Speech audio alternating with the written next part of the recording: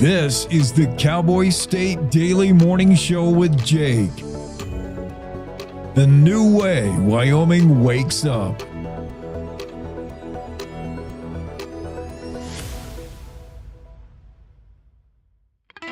It's time to take a look at what's happening around Wyoming. From the Cowboy State Daily Newsroom, I'm Wendy Kaur. The Wyoming Republican Party has new leadership, electing Sheridan resident Brian Miller to be the new chairman at the party's meeting in Cody on Saturday. Miller beat out Jackson resident Rebecca Bextel by a 42-32 vote. Miller was able to overcome a strong endorsement by U.S. Representative Harriet Hageman, who had spoken highly of Bextel prior to the election. Cowboy State Daily's Leah Wolfson was at the meeting and reports that Miller's experience won over the voters. Both him and Bextel are both very conservative. Bextel has really made a name for herself, but she's a much more recent newcomer. She's been really kind of staunchly going after getting donors and a lot of money for the party. It's kind of impressive that she was even competitive in this race, all things considered. But at the end of the day, Miller is going to be leading the party for the next 2 years at least. A theme running through Saturday's party election was unity, with many candidates calling for an end to infighting that has divided Wyoming Republicans. A Dodge Ram pickup and a Mercedes passenger van collided Thursday evening about 15 miles from the west entrance to Yellowstone National Park, killing 7 people.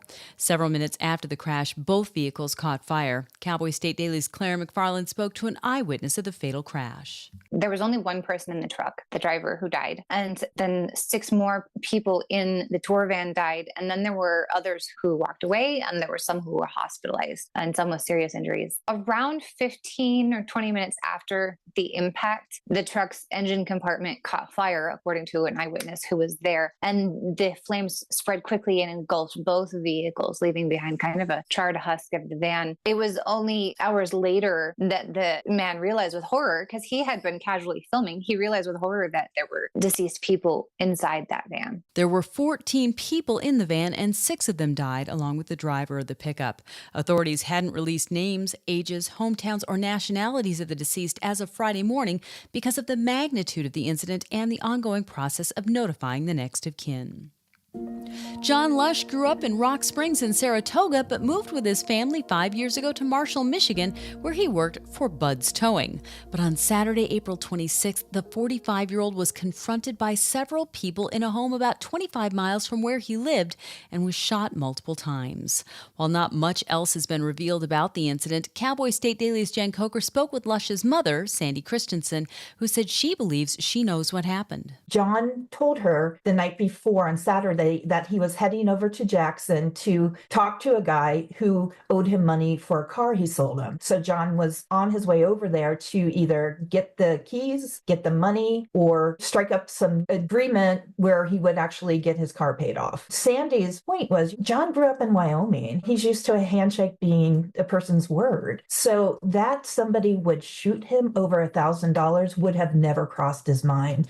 Ultimately, what happened that night is still unclear, and as of Friday morning, there were no arrests for his murder. I'll be back with more news right after this. Are you fabulous at 55? Are you ready to use your valuable time and talent to give back?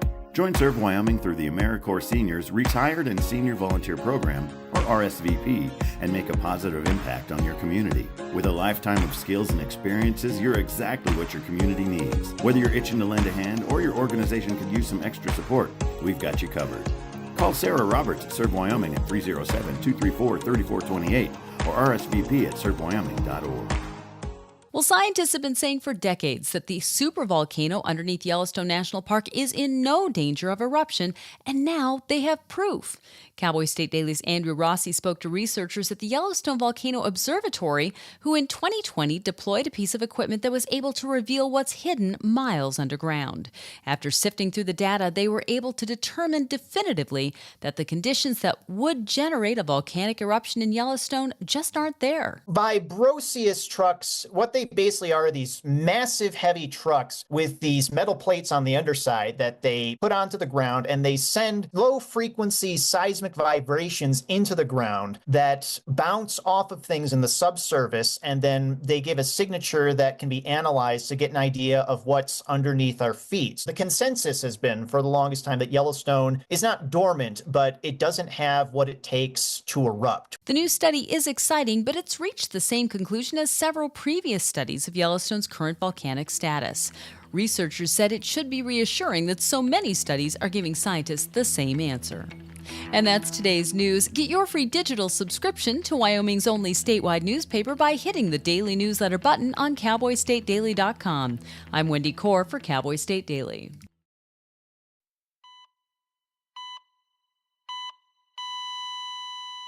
I'm Christopher Holton. I'm very active. It was a Saturday morning. Normally I go for my normal walk. With no warning, Chris suffered a near-fatal heart attack. But thankfully, Brian Buckley, a bystander, saw him collapse and rushed to help. He did this big gasp for air and then just stopped. It's like I went into autopilot. It's like all that training I did back in the day around CPR just magically came out of nowhere. Because of the CPR training that Brian received, Chris did make it and didn't die on the trail that day. CPR training provided by the American Heart Association. Looking at your hands, these two hands could save a life. Being a father, you want to be around. You want to be around for your kids. Heart disease is America's #1 killer. To learn more about how the American Heart Association helps save lives, go to helpheart.org.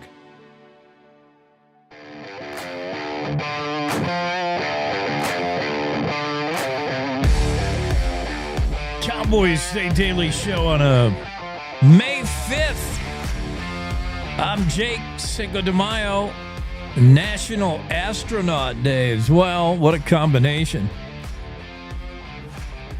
Casper boy with brain tumor defies the odds, wants a service dog now. Doctors said he'd never get out of his bed. He's doing better than that. Outdoor recreation tourism industry is booming in Wyoming. Are communities like Pinedale, Afton prepared? Wyoming Republicans choose Sheridan's Brian Miller over Jackson's Rebecca Bextel to lead the cause.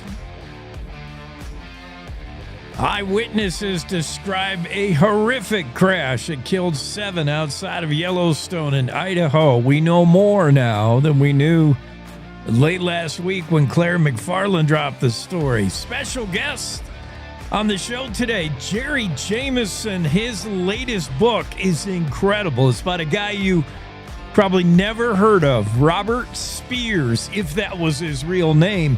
He is a real-life and twisted Frank Abagnale. Remember the movie? Catch Me If You Can? When Lenny DiCaprio plays Frank Abagnale and he just reinvents himself. He's like the ultimate con man. Robert Spears is very similar, a real-life guy who was never what he appeared. And his crowning achievement was perhaps downing a commercial flight. The airplane blew it up in order to fake his own death. No one survived when the plane blew up over the Gulf of Mexico back then, Gulf of America now, right? And somehow Robert Spears was on that plane and then was found walking around, living just fine after. How did he survive that? How did he do half the stuff he did? Incredible real-life story you never knew, but you can know it now. The author, Jerry Jameson, has written a fascinating book. He'll be on the show to talk about it. Really cool. It's called The Vanishing Act, a crashed airliner, fake death, backroom abortion. I mean, this guy, what a crazy life. Jerry Jameson just stumbled across the story of Dr. Robert Spears, and his retelling of it is so good. You're going to love the book. Jerry's going to be on the show today. Chance of rain and breezy across much of Wyoming. I think we're going to look for a little bit of sprinkles. Casper, rain likely today. Windy, highs 62. Lander, you'll top out around 53. Windy conditions and rain. Evanston, rain likely. Mostly cloudy today with highs near 60. Rock Springs, it'll be around 60. Windy, chance of rain. Pinedale, rain. Otherwise, sunny, breezy with highs around 60. Could be windy down Pinedale way. Just a kind of a disturbed day. Rain likely in Afton, breezy, 60 the high. Du Bois, you won't get much above 55 with a chance of rain beginning sometime in late morning. Otherwise, partly sunny. Rain likely in Jackson. Clouds on the increase. Breezy, 61 in Jackson. Thermopolis in the Bighorn Basin, chance of rain. Otherwise, partly sunny, windy with highs 54. Cody, chance of rain today, mostly cloudy.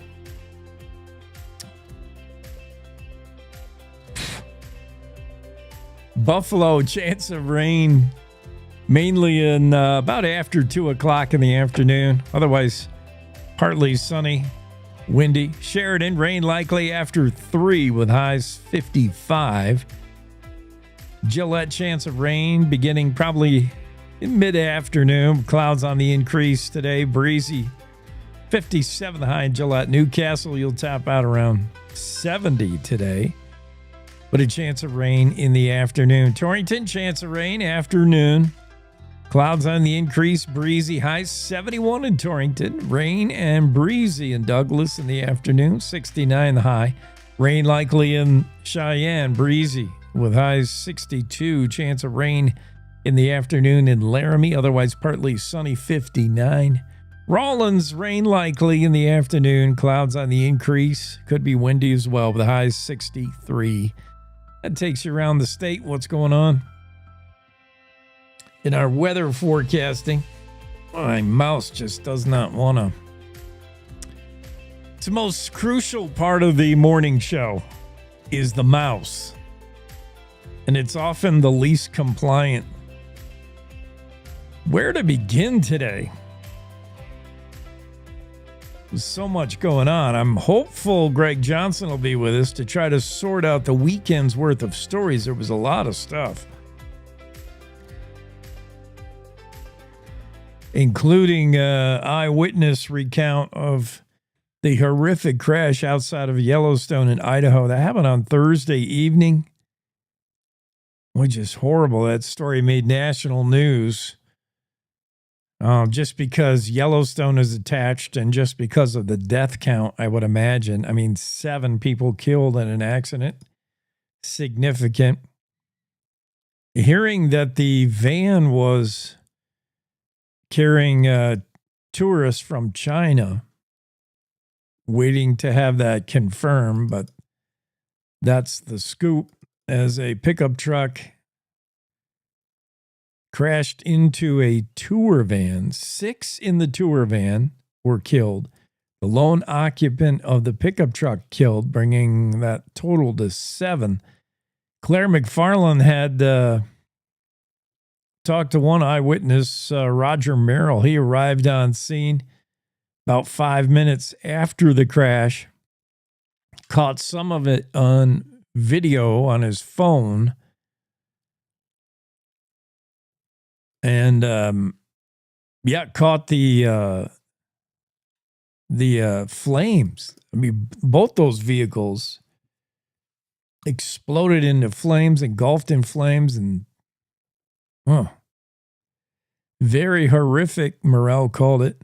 This happened right outside of Henry's Lake, which is on Highway 20 on your way to Yellowstone, on your way to West Yellowstone in particular. So if you're trying to make the West Yellowstone gate from Idaho, that's the route you would be going. Fairly popular, fairly trafficked, sort of. I mean, this time of year, not a ton of traffic on that stretch, but enough. And yeah, the scene is just gruesome. People taking photos and videos. And Merrill taking a video and said later he had no idea. He said none of us did, that we were taking video of a van that caught on fire after the crash and people were still in it. And he said, I only pray that they were already dead. I mean, this is before first responders got there. People still in that van. Oh, man. Horrific. Claire McFarland has that story, the Cowboy State Daily, the crash that by now everyone's heard about from over the weekend. Great story from Zach Sontag about a woman's mission to help Gold Star military first responder families with a little program she has called Her Bears of Honor program. She makes teddy bears that are all donned in military uniform. Pretty cool story. Check that out. Zach Sontag in the Cowboy State Daily. This is Carrie Summer of Cody we're talking about, and her way to remember fallen military service members, first responders. It's become a pretty big deal now. As you know, when she started out, I don't think she knew she would be this busy at the sewing machine. But she's pretty busy now doing her thing. It's the program called Bears of Honor. And yeah, we'll talk more about that later in the show and let you know more about Carrie Summers, raised in Tacoma, Washington, and now making her home in Cody, Wyoming, and has a background and a deep sense of belonging with U.S. Marine Corps.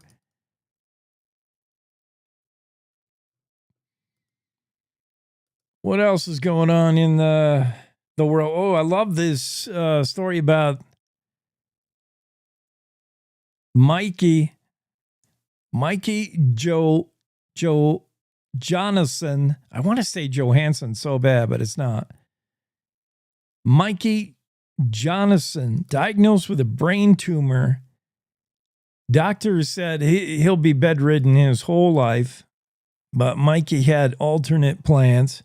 Now he's walking, talking, looking forward to his first day of school and looking forward to his very own service dog. He'll need a service dog. There's a lot of things that brain tumor will not allow the 9-year-old to do.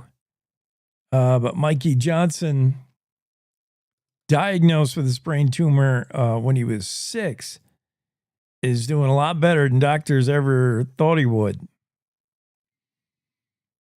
Mikey's he's never had a dog, Mom said. His mom is Shantae Smith.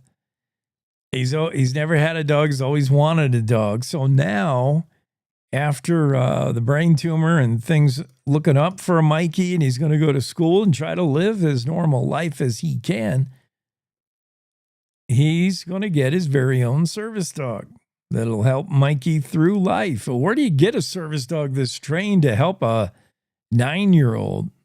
Well, that's where Colleen and Joshua Pike come in.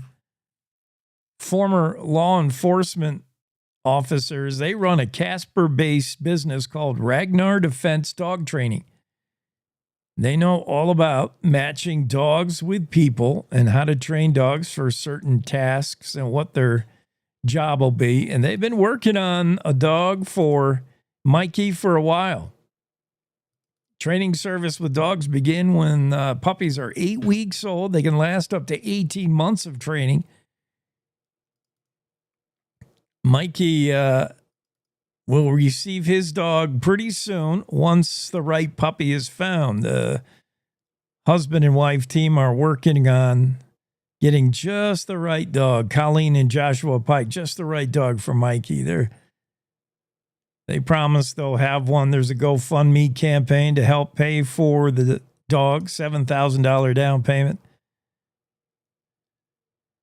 But yeah, we're happy for Mikey. We're happy he's getting his dog. Shantae said, boy, going back, thinking about it, Mikey never had an idea that he had serious medical problems. When he was 2 years old, they could see he just couldn't put on weight. He just couldn't grow very fast. By the time he went to kindergarten, they said he was the size of a 2-year-old. Even his younger sisters, Kinsley and Ella, were bigger than him. And then Mikey started having trouble keeping food down, and the mother They brought him in for an MRI scan, and they got the news from the doctor it was a brain tumor. And boy, back then, certainly didn't look very hopeful. Mikey suffered cardiac arrest in March of 2024 during recovery. And then something happened. Mikey just turned the corner and right now, walking, talking, wants to go back to school and wants a service dog. Looks like he'll have one soon. Good for him. Good story from, that's Mark Hines' story. A great story about 9-year-old Mikey Jonathan.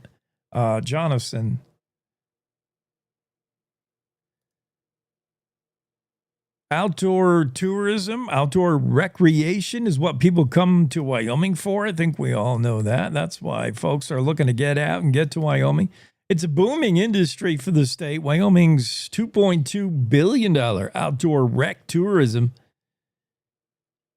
is big business, but it's stressing some smaller communities. This story from Renee Jean focuses on one town, Pinedale, expected to double in population by the year 2040.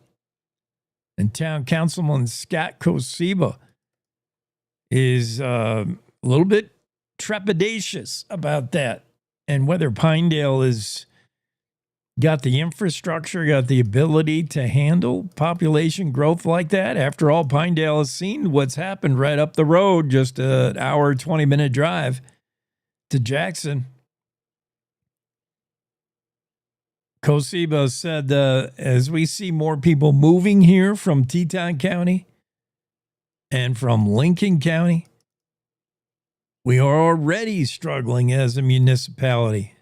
Affordable housing going to be an issue. A lot of things going to be an issue moving forward if Pinedale does indeed double in size, due primarily to its proximity to the Wind River Range. That area, I mean, people love moving to Pinedale because the mountains, you're right there. You're right at the foothills of the Winds. Short trip east and you're up in some wild country, great for hunting, fishing, recreating. People are moving to Pinedale for those things, looking to get a little space, maybe more space and room that they could afford in Teton County anyway. But yeah, Sublette County's population has not increased a ton over the last 5-10 years. In fact, may have even decreased in some of those years. But Pinedale is certainly set for a population explosion, you would have to think.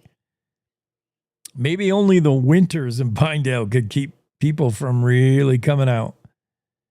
That's a good story, though, in the Cowboy State Daily. Check that out. Pinedale poised for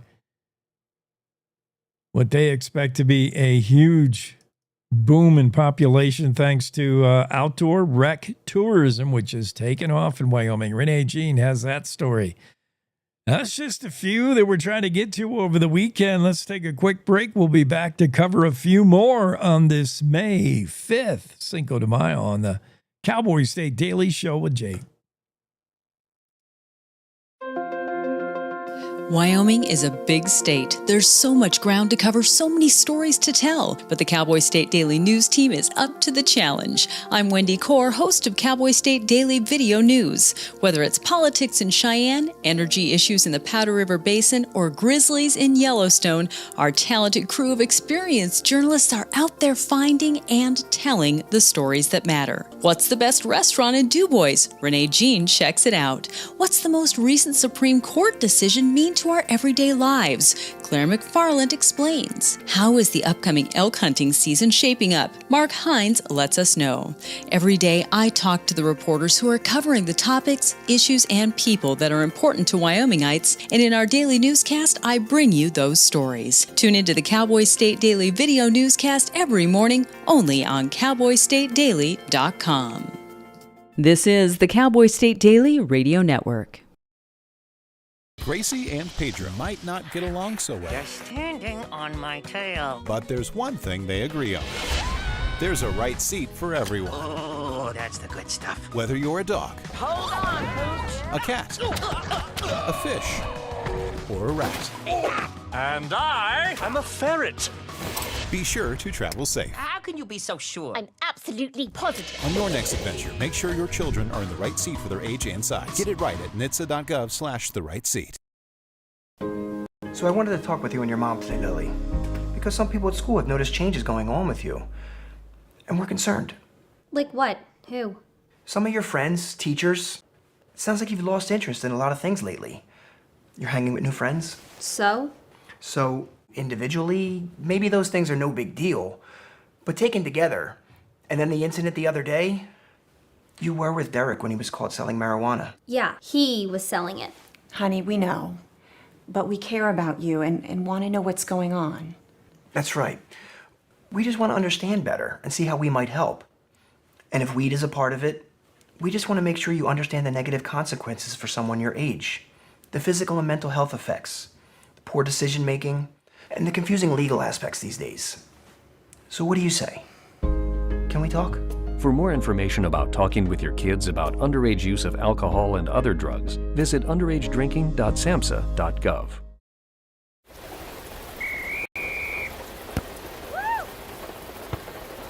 Come on! Go, Diane! Yeah, keep it going! Yeah! Go, honey! If you love them enough to drive an hour to cheer them on as they get beat 11-0 in the rain, then surely you'll check nhtsa.gov/the-right-seat to make sure they're correctly buckled in the back seat. Throw that ball, Diane! Woo! You got this!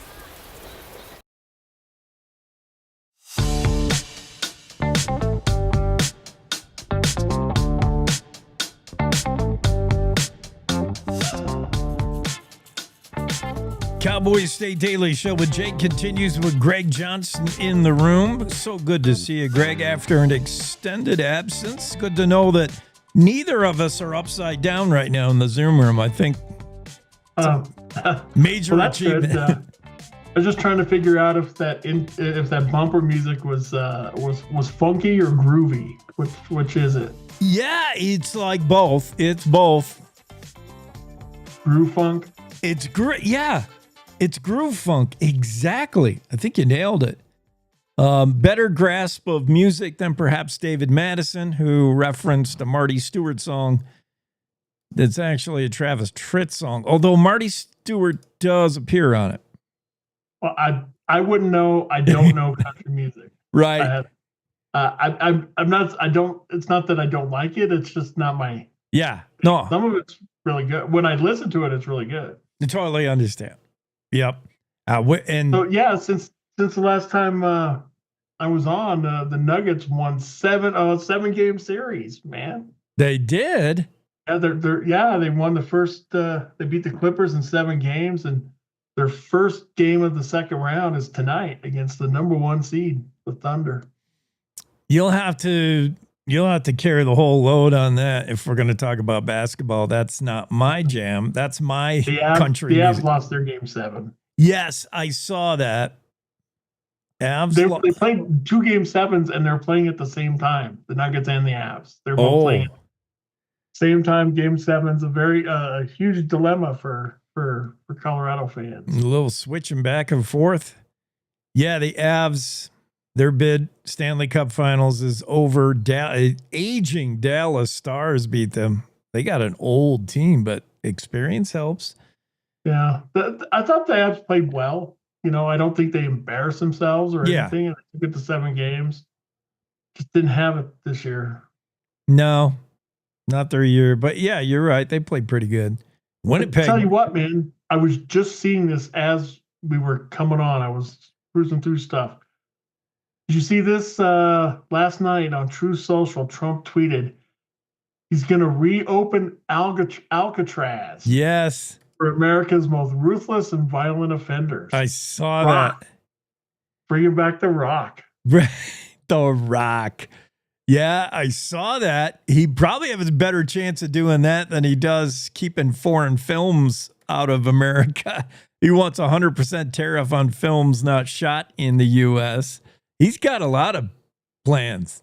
Yeah, it's hard to think of the Lord of the Rings not being shot in New Zealand there, where Can you imagine the Lord of the Right. Rings if it was shot in Wyoming? It would be just mountains and Mordor, pretty much. Reopen Hell's Half Acre. Let's shoot it there. That's true. That is a good landscape. That but could it takes a certain type of film, I think. Mm-hmm. I don't think Hallmark's going to be filming in Hell's Half Acre. No. Can you imagine? Yeah. Can you imagine the agents for actors and the rider attached? Like, my starlet needs this and this and this. She will not do this. And Casper Wind with the hair. She needs 4 hairdressers in her trailer. Yeah, that's a tough place to shoot. Ooh. Yeah, but you remember that classic film, the Clint Eastwood film, Escape from Alcatraz, right? Yeah. That was good. And the only quote that I remember from it is the warden who said, he was talking to the prisoners, that if you disobey the rules of society, they send you to prison. If you disobey the rules of prison, they send you to us. Ooh. Nobody's ever escaped the Rock. That would be really interesting. I mean, right now, what is it? Florence is the one, the Supermax in Florence, Colorado, where all the like Timothy McVeigh and I don't know. The big dudes are. Yeah. I know. I just saw that, so I was excited to talk about it because. Yeah. I was meaning to get to that and a whole bunch of Trump things. Yeah, he was in the news all weekend, but that was cool. Reopening Alcatraz. Yeah, I'm all for that. I mean, we need more prisons, right? I mean, we're farming them out to private sector. Wyoming does it. Yeah. Well, it'll be interesting if it could actually happen, because I think, didn't they close it down like in the 60s because it was so run down and too expensive to repair? So I don't know what it would take to like bring it up to like today's codes and stuff. Yeah, but that's part of the charm. Is this should be a prison that doesn't have to live under today's codes. Maybe that's where we're headed. I mean, that's the beauty of Alcatraz and that's what it is, man. However it exists today. I don't know if you can our own domestic Guantanamo or something. Yeah, just horrific conditions. And if you can escape from that, you got the 70-mile swim through shark-infested waters or whatever. However, maybe it's not that many miles. Yeah, I don't know. I'm not against it. Yeah, I'm not for it. But I find it's an interesting idea. Yeah. And you know what? I saw this too. Sorry, I haven't been on for like 2 weeks, and I'm seeing all these things. Oh, yeah, good. Do you watch the Kentucky Derby? Do you keep track of that? Yeah, boy, that was muddy. That was a sloppy affair. I didn't know this, but that every horse in the Derby is descended from Secretariat. That's what I'm seeing. That's crazy. I know. And the more I hear about Secretariat, there's a movie about this horse, right? Secretariat? There's got to be. I've never seen it. There has to be. Yeah. And the more I learn about this horse, the more I love it. There was a recent quote, because the Kentucky Derby's big now.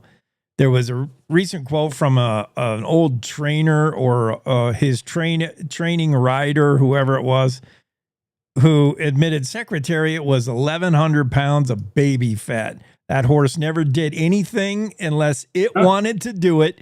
You couldn't. His work ethic was horrible. He ate all the time. If he wasn't eating, he was sleeping. Hated to run early in the morning when all these horses, have to work out. Hated running in the morning. Hated running in general.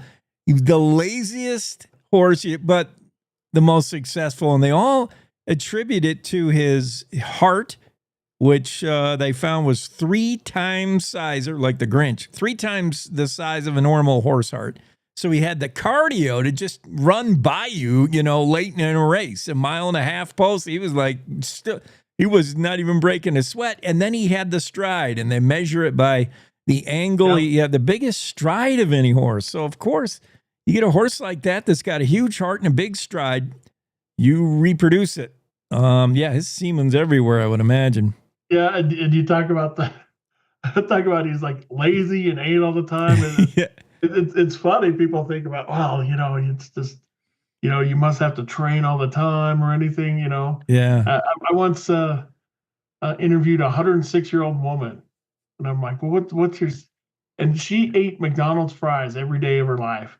She said she always ate steak with butter on it. Oh, And she lived to 106, everything they say you shouldn't do. yeah, you just never know. Yeah. Maybe she had a huge heart, Yeah. Yeah, sometimes it's your DNA. And what are you gonna do? You've got some DNA or you don't. Yeah. Interesting weekend. Just interesting stuff. Secretariat and The Rock. Yeah, my horse didn't win at Kentucky Derby. All of us at Cowboy State Daily should have been rooting for journalism, right? I mean, what a horse for. And in fact, I posted it in our Slack. Yeah. The headline that they had on ESPN is kind of prophetic. Sovereignty outduels journalism. Oh, let that sink in. It's like, oh yeah, there it is again. Oh my! Everybody's after journalism. Yeah. Everybody chasing journalism. Great journalism from our own Dale Killingbeck. I love this story about this kid who's set to graduate here pretty soon out of Rock Springs High School. He's lucky to take the stage and get his tassel flipped. He's lucky to be alive, if not for the efforts of a certain Sweetwater County deputy sheriff. This is a really cool story. Yeah, it is, and invited him to his graduation. It is really cool. He was 3 years old. I don't know. Well, I guess he was lost. I'm sure at 3 years old, he didn't know where he was. No, he has no recollection, of the incident. They were boating on Flaming Gorge. This is like July 20th, the night of July 20th. Yet a bad storm comes up. The boat craps out, and Dad beaches it on a remote island. Flaming Gorge is pretty big, but he's able to climb up, get his cell call out. Everything worked great. Like, he got a cell call out, 911, and sheriff's office deployed pretty fast. Got there in like 45 minutes or something. But still, given the horrendous rainstorm on July 20th and nowhere to shelter, that family, David Liu and Dad, were just drenched. And the sheriff's deputy said, I've been doing this I've been living in Wyoming for 49 years and been doing this for a long time, and I've never been so cold. July 20th. It was after midnight, though. Back in 2010. Yeah. When times were colder, I guess. I don't know. that was our ice age, Jake. I mean, I'd never been so cold. And that kid, the 3-year-old, he said he held him like close to him to get him some body warmth. And he said he was not moving. He feared he was dead. And then he started moving around. And everyone was treated for hypothermia. Everybody went to the hospital. But if not for the rescue, I don't know if we would have Mr. Liu graduating as he is now. So from 3 years old, walking all the way back, they were hearing rattlesnakes all around him. Yeah. Yeah. If the weather doesn't get you, the rattlesnakes will, man. I mean, lucky to be alive kind of thing. Great job by Sweetwater County Sheriff's Office, that rescue team. They've been out on that they've been out on the Palisades a few times. Flaming Gorge.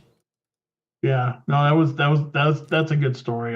There was something similar. I want to say 6 or 7 years ago up in Gillette, where this girl was graduating from high school and invited. It turns out that she was a baby. She was delivered at home by a police officer in Gillette, so they just couldn't wait to get to the hospital, and came out. And so the officer was at her graduation. That was a nice story too. But there was no harrowing cold storm in that one. Yeah. Well, still, there's any story that involves a hero and a happy ending. David Liu will graduate this month, 15 years ago, 15 years later now. There to hand him his diploma. He's asked personally for Sweetwater County Sheriff's Office deputy to hand him the one who saved him, Sheeman. Is that his name? Yeah, Detective Sheeman. He's asked for him personally to hand him the diploma. So pretty cool. And then Sheeman's going to retire. That'll be his, I think, his last act. He's like, I'm going to do that and I'm out. What a way to go. Yep. We get out on the high note. Mm-hmm. What else is going on in the news that's caught your eye? The Zachary Sontag, his story on the honor bears, I thought was great. Oh, yeah. Just a great story and a great thing to do. This Cody woman who makes these honor bears with the uniforms of fallen soldiers and first responders for their families. What a great idea. Yeah. Well, what a great idea, and what a thing for, especially the kids of those people. Just an awesome idea, and to hear, to read about and feel that emotion that these families have in getting these bears. It's just a great story. We're talking about Carrie Summer makes her home in Cody now. And yeah, she talked about how one thing a lot of folks have in common who are military family, even if, you're not the one that served, maybe it was dad, your uncle, somebody, it's the uniform means a lot to everyone. When you see that uniform and, it's always so perfectly pressed. And so she takes meticulous care to represent that uniform on these teddy bears, these honor bears, tries to get it right. And she does it for military first responder families. Pretty cool. Yeah. And, when you see the bears with the patches on their arms, they look too big for the bears, but that's because they're the real patches. They're the real stripes. Oh. And things like that come off of those uniforms. So yeah. That's what makes them so special. And then there's a photo of like these three little girls who lost their mom was a police officer, and for quite a while, and then got cancer and died, and she made all of them honor bears with their mom's uniforms and stuff. And it's just, yeah, you have no heart if you don't feel any emotion on that. Yeah, way to go, Zach. Zachary Sontag, how did he bump into this young lady up there in Cody? That's Andrew's territory. Zach, how did he find out about this story? Well, actually, I spotted it and threw it to him. Oh, good eye. Yeah, you knew it'd be a great story. Zachary did a great job with it. Check it out in the Cowboy State Daily Honor Bear program by this woman from Cody, Carrie Summers. Cool. Let's take a quick break. Come back with more. Stay right there, Greg. You're busy? Right. You going to stay? Yeah. Excellent. We'll be right back in 3. I'm actually here for 4 hours, Jake. That is good news. Want to stay in touch with what's happening around Wyoming? I'm Wendy Core, host of the Cowboy State Daily video newscast. From Mountain View to Upton, from Jackson to Cheyenne, our reporters are out there finding and telling the stories that matter. Every day, I talk to the talented journalists who are covering the topics, issues, and people that are important to Wyomingites. And in our daily newscast, I bring you their stories. Tune in to Cowboy State Daily video news every morning, only on CowboyStateDaily.com. Wyoming is a big state. There are so many stories to tell, and here at Cowboy State Daily, we pride ourselves in bringing those stories to you every day. I'm Riley Strand, videographer and production assistant for Cowboy State Daily Video News. Every day, host Wendy Core and I talk to the experienced journalists who are covering the topics, issues, and people that are important to Wyomingites. And in our daily newscast, we bring you their stories. Tune in to Cowboy State Daily Video News every morning, only on cowboystatedaily.com. You're listening to the Cowboy State Daily Radio Network. In today's digital world, it's hard to know who to trust. Your local TV and radio stations bring you the facts. Misinformation and deep fakes flood social media, but broadcasters deliver verified and accurate news. For news, emergency updates, sports, and entertainment, turn to your local stations. Text TV to 52886 and urge Congress to support the vital local journalism broadcasters provide. Emma, did you hear? Todd's in the hospital. Who's Todd? He got a collapsed lung from vaping. He thought it was cool. Not cool. Promise you won't vape, Emma. It can lead to a lifelong addiction, and we can't be friends if your lungs collapse. Bogus. Wacky sitcom teens aren't the best people to talk to your kid about vaping. Hey, you got a minute? You are. Start the conversation with your child about vaping today.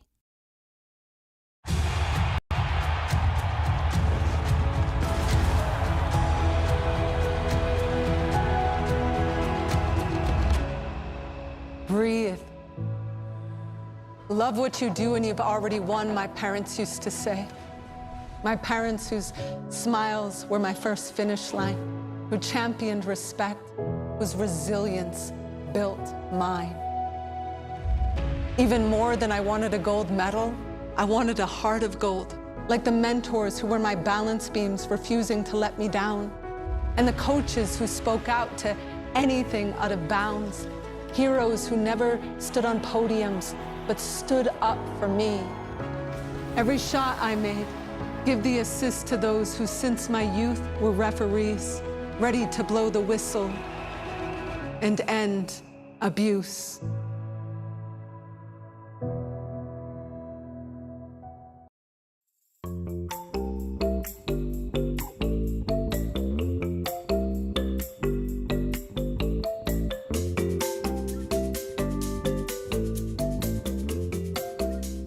Back in studio, Cowboy State Daily show with Jay. Greg Johnson, managing editor of the Cowboy State Daily, in the Zoom room.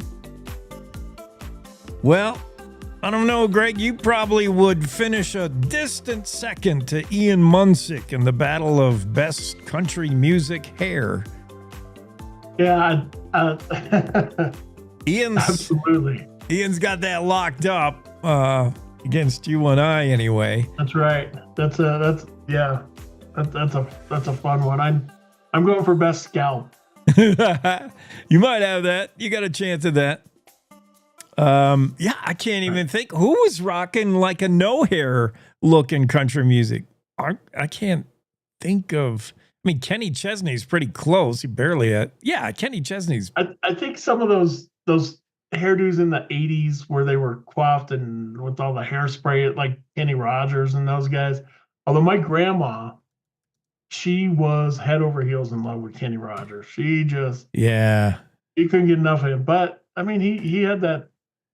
I don't know. It just doesn't look country music with that, or right. You know, the one look of Conway Twitty where I think he looks more like a TV preacher. Yeah. Definitely. That's my image of Conway Twitty, that he's all boofed up, definite hairspray. Like you didn't want to smoke around him. His whole head would go up. Yeah. Marty Stewart is often listed in the mix of having, in fact, it's the joke that goes around Nashville. Things you would believe in Nashville. You believe in Santa Claus and the notion that Marty Stewart just wakes up with his hair like that, ready to go. You know, Ian Munsick looks a lot like Billy Ray Cyrus back in the day, rocking similar hair. I tell you what, he's got some pretty nice hair. He's got hair. Ian Munsick, this all derives from Munsick making a a tweet or some statement on socials, and he was he's like top 5 country hairdos. He placed himself number 1. He says, not even close. Me, best hair. Yep. He had Dolly Parton in the list and a few other notables, but oh yeah, Willie Nelson. Willie, yeah. Good. Yeah, but what's interesting though is that we got David did the story on it. Talked to someone who literally wrote the book on country hair. It's Country Music Hair is the title of her book. Yeah. Yeah. And so got her to weigh in, and it's fun. It's fun for him to come out there and say, hey, look, this is it. The others probably have him in gold records and sales so far. His career just kind of started. But Ian's got him beat when it comes to the do. It's Erin Duvall who we reached out to. We want to get Erin on the show. She wrote the book, literally, as Greg said, on best country music hair.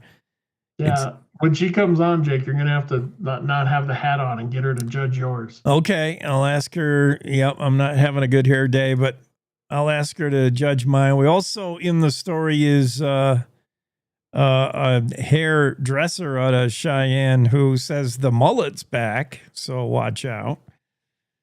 Yeah, do you ever have a mullet? Yeah, I was rocking the mullet. I mean, you play hockey, you've got to have the mullet, so I had that going. Most sports in the 80s. Yeah. In school, I had a glorious mullet. Everybody had mullets. Everybody on the football team had mullets. Yeah. It wasn't hanging out the back of your helmet. You weren't cool. Right. Yeah, mullet was big at one time, and a lot of 80s stuff is back, so not surprising. I had a mullet and just a mustache. And so I kind of, today you'd look at that and it would look like a creepy mugshot. Yeah. I mean, so Minnesota hockey, where they call it flow, they're like, how's your flow? And they have contests over best hockey flow. Ian Munsick, best country music flow, though. Well, there was that kid, we did a story about him maybe a year and a half ago out of Rock Springs, was in the running for best mullet. Oh. I remember we did the story on nationally? That. Like a contest? Yeah, I think it was some kind of contest. I don't know if people had to go and vote or I don't remember the specifics of the story, but yes, there was a kid in Rock Springs in the running for some kind of mullet contest. Well, if he starts a country music career, he might give Ian a little competition. But yeah, Ian Munsick's hair, hard to beat. Where are you? What's the limit on a mullet? How long does it get till it's just long hair and it's not a mullet anymore? I mean, it's all about the sides, right? The sides, yeah. Yeah, you can't grow out the sides. Business in the front, party in the back, but the front can get, I don't know. Yeah, it's just when you make sure it's all going out the back and the sides and the front are tight. So you can get like the Marty Stewart with a mullet. Yeah. In the back. Right. The Marty mullet. The Marty mullet. Although if it rained hard, Marty's whole do it wouldn't look like a mullet in the rain. I don't know, but it has to be real. It's got to be your own. It can't be a Tammy Wynette wig. It's got to be the real deal. And yeah, it's a good story, fun story. Where are you on self-driving vehicles? I mentioned on the show the other day that there's an outfit down in Texas that's running for the first time 18-wheelers on some long haul between Dallas and San Antonio, I think, or Dallas and Houston. There's nobody behind the wheel of that big rig. And pretty soon, I mean, we're already seeing taxi cabs with no drivers. We also already see vehicles that have a driverless option, or you can let the autopilot go. I mean, pretty soon, this is what it's going to be. The state will have to maybe think about it, state lawmakers, how are you going to regulate it? Do you ban it? Do you put some restrictions on it? And I don't know. I'm scared of it, but I'm too old to be able to embrace it. Yeah, it's really hard for me to trust it. Intellectually, it probably drives better than a lot of humans. Sure. However, it doesn't react. I don't know that it reacts the way you can when you're the one in control. So does it make it, is it still as safe because it doesn't react like a human to other humans being stupid? Right. So I don't know. The numbers probably, it's like people who are afraid of flying. You know, the numbers tell you flying is so much safer than driving, but you're still scared of it. Still, I don't trust it. You know, it's a lot different than cruise control, but in some cases, you know, I can see it being beneficial. You know, the long haul trucking routes. I guess if it becomes a thing, do you have the artificial driver lane? You know, or where they're like, you know, maybe the trucks are just in that lane all the time. I bet it would be a lot more efficient, because part of what causes, you know, traffic jams and slow ups is somebody speeding up, slowing down, then that creates a chain reaction behind them. If you had a lane that was driven all by computer vehicles and that's all they did is go to 75 miles an hour and pin it there, yeah, you would travel as fast as a train, you know, or in the fashion of a train, without any slow ups or hiccups. Yeah, you got something there. Put them in their own pool, their own swim lane. Yeah. Well, I know my mom, when she was near the end there, when she wasn't, she couldn't react as fast. There's a couple times that her vehicle with its sensors and stuff. Yeah. One time in particular, it stopped her from hitting a building. Yeah. That was the impetus for us to say, okay, you can't drive anymore. Yeah. But yeah, because she had that sensor stuff on there, and she said, yeah, it would have been a lot. It turned out to be nothing, but had it not stopped her, she would have hit this building. Not at a fast speed, but she would have hit it. Yeah, I was talking to somebody the other day about they just bought a new car and they couldn't believe the tech that was in it, including the feature, keep a safe distance from this car in front of me. The car would automatically slow down, speed up, would not, under no circumstances, let you rear end it. It kept like the exact distance the whole trip. These cars, they have shake the steering wheel if they sense your eyes are closing and you're falling asleep. The steering wheel will shake.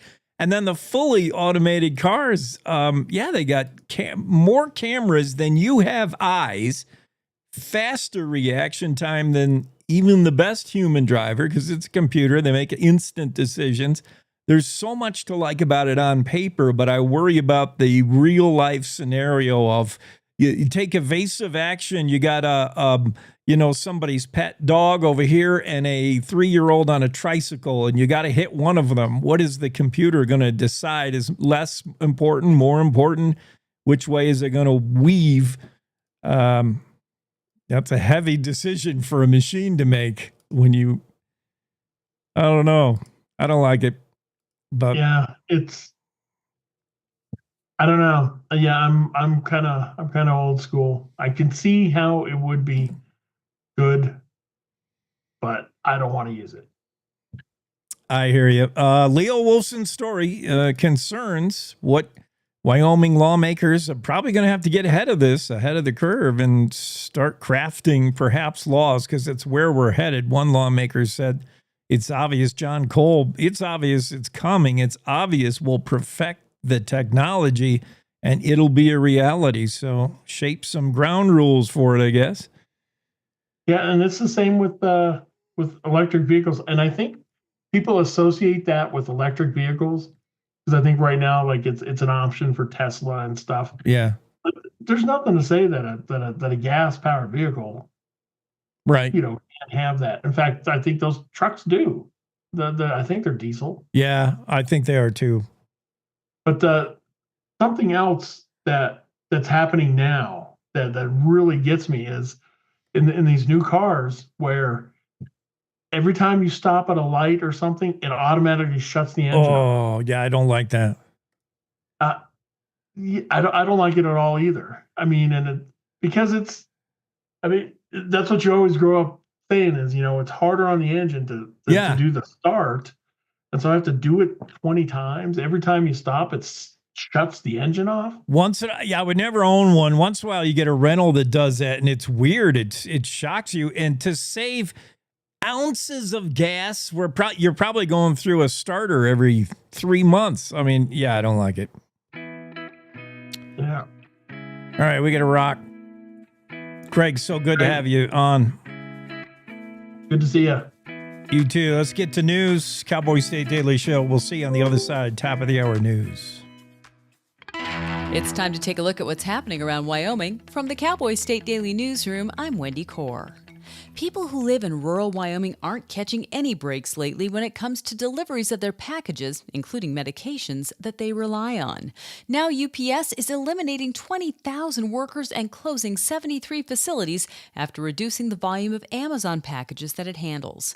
Cowboy State Daily's Renee Jean reports that rural Wyoming residents are wondering if the already slow arriving deliveries that they rely on are ever going to get through. Rural deliveries are already problematic for a lot of people. Talking with John Raymer out there at the Kindness Ranch, rural deliveries are still pretty slow, problematic. He's paying for a Prime account so that he can get the fastest delivery possible, but it's still taking almost a week sometimes for him to get essential items. Regardless of the layoffs, a UPS spokeswoman told Cowboy State Daily in an email that its record of reliable pickup and delivery would not change. However, UPS drivers have told Cowboy State Daily about past problems they've observed with this service, including food and medications that required refrigeration left out in hot warehouses overnight. In 2010, a broken-down boat beached in the middle of nowhere on Flaming Gorge Reservoir in southwest Wyoming in a piercing, cold, driving rain put a 3-year-old's life in peril. The actions of a Sweetwater County Sheriff's Office deputy that night not only saved the boy, but created a memory that for 15 years has resonated with him and his family. Cowboy State Daily's Dale Killingbeck reports that when David Liu walks with the Rock Springs High School class of 2025 to get his diploma on May 27th, Sweetwater County Sheriff's Detective Sergeant Jeff Shaman plans to be the one to give it to him at Liu's request. One day earlier this year, a young man walked into the sheriff's department there in Sweetwater County and invited him to be the man to hand him his diploma at Rock Springs High School later this month. And it turned out that that young man was a 3-year-old that he rescued as a deputy on an operation at a reservoir. It just made his retirement very positive as he's leaving his career. Shaman had made the decision to retire earlier this year after the horrific tragedy at the Green River Tunnel. So he said this event will end his career on a much more heartwarming note. The intertwining story of 2 Casper families includes elements of undaunted tenacity in the face of seemingly impossible odds, tragedy, inspiration, and healing. And dogs, because after all, dogs make any story better. Cowboy State Daily's Mark Hines brings us the story of 9-year-old Mikey Jonathan, whose life was derailed because of a brain tumor, and Colleen and Joshua Pike, the couple who's training a dog that will help the boy navigate life. Against all doctors' predictions, he's gotten to the point where he can sit up, he can walk a little bit, he can communicate a little bit verbally. His family is working to raise money to get him a service dog, because for him to truly be able to gain independence and give his mom a break from the 24/7 care, he's going to need a service dog. Mikey's parents have launched a GoFundMe campaign for a $7,000 down payment on the service dog. I'll be back with more news right after this. Are you fabulous at 55? Are you ready to use your valuable time and talent to give back? Join Serve Wyoming through the AmeriCorps Seniors Retired and Senior Volunteer Program, or RSVP, and make a positive impact on your community. With a lifetime of skills and experiences, you're exactly what your community needs. Whether you're itching to lend a hand or your organization could use some extra support, we've got you covered. Call Sarah Roberts at Serve Wyoming at 307-234-3428 or RSVP at servewyoming.org. Nestled in the parking lot of a Cheyenne truck stop is a small chapel, a haven for truckers seeking church or a sympathetic ear. Cowboy State Daily videographers Riley Strand and Hannah Brock spent a Sunday morning with the couple who runs the chapel, Chaplain Alan Mady and his wife Christy. The pair also supports drivers with advice they draw on from their more than 2 decades in the trucking industry. We see stories of serious wrecks involving trucks every single day of the week. And some of those are preventable. Some of them were because of driver behavior. Whether chapels can do anything about it, to some extent we can, but in the long run, it's driver responsibility. I'll extend a helping hand, but you can't drag someone out. Alan points out that truck driving is a taxing, lonely job, with some truckers turning to drugs, alcohol, or other damaging habits to cope. At the chapel, drivers can find an ear willing to listen and guide them back on the right roads. And that's today's news. Get your free digital subscription to Wyoming's only statewide newspaper by hitting the daily newsletter button on cowboystatedaily.com. I'm Wendy Core for Cowboy State Daily.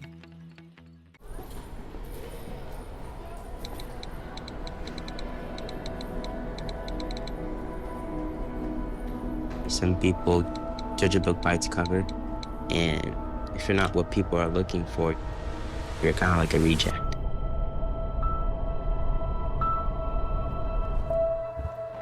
At school, it feels like everyone's staring at me, and I'm just kind of not really a person. Sometimes I can't believe that you could be proud of me if I'm not proud of myself. It just was hard today. Nobody was listening to me. Think of our best times together. Let's do more of that. Try to understand me more, and I'll try to do the same. Listening is a form of love. Find ways to support your kids at sounditouttogether.org.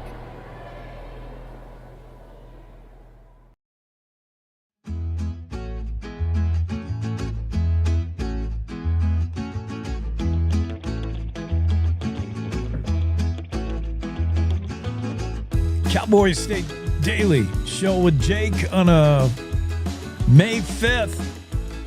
It's, of course, Cinco de Mayo, although we'll talk later why it's not popular in Mexico, really. Not celebrated so much in Mexico. It's kind of become a white Saxon Anglo white dude celebrating Mexico kind of day. Just another reason to drink frozen margs.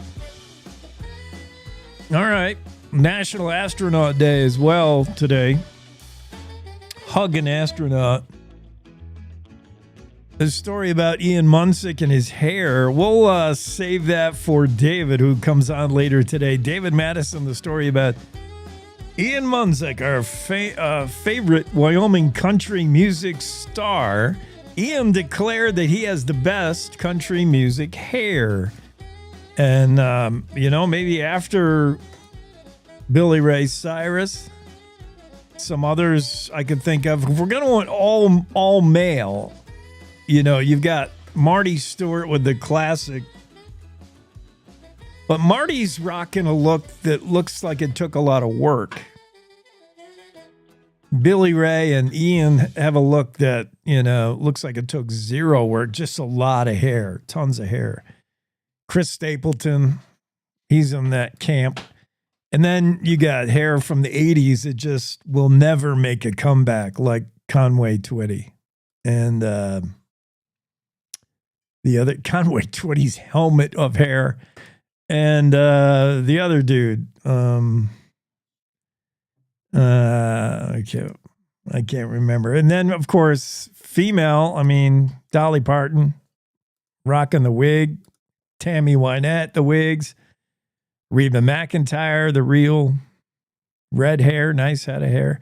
There's a lot of top tens. In fact, there's a book written about it, and David Madison quotes the author of the book, Erin Duvall. She wrote a book called Country Music Hair, and she covered the best of the best of the best. And in the story, we learn about the day Miley Cyrus cried when her dad cut his hair off. And we learn about the fact that the author, Erin Duvall, does know Ian, happens to know him personally. The two went to the same university, collaborated together. A university in Tennessee, by the way, after Ian, born in Sheridan, moved to Nashville. So she knows him, and she went along with Ian. Yeah, he's definitely top 10. She said Ian's hair is long, dark, beautiful, well presented, avoids any suggestion of a mullet. Not that that's bad, because we learned from a prominent Cheyenne hairdresser that the mullet is back. Hey, babe, I'm going to grow a mullet.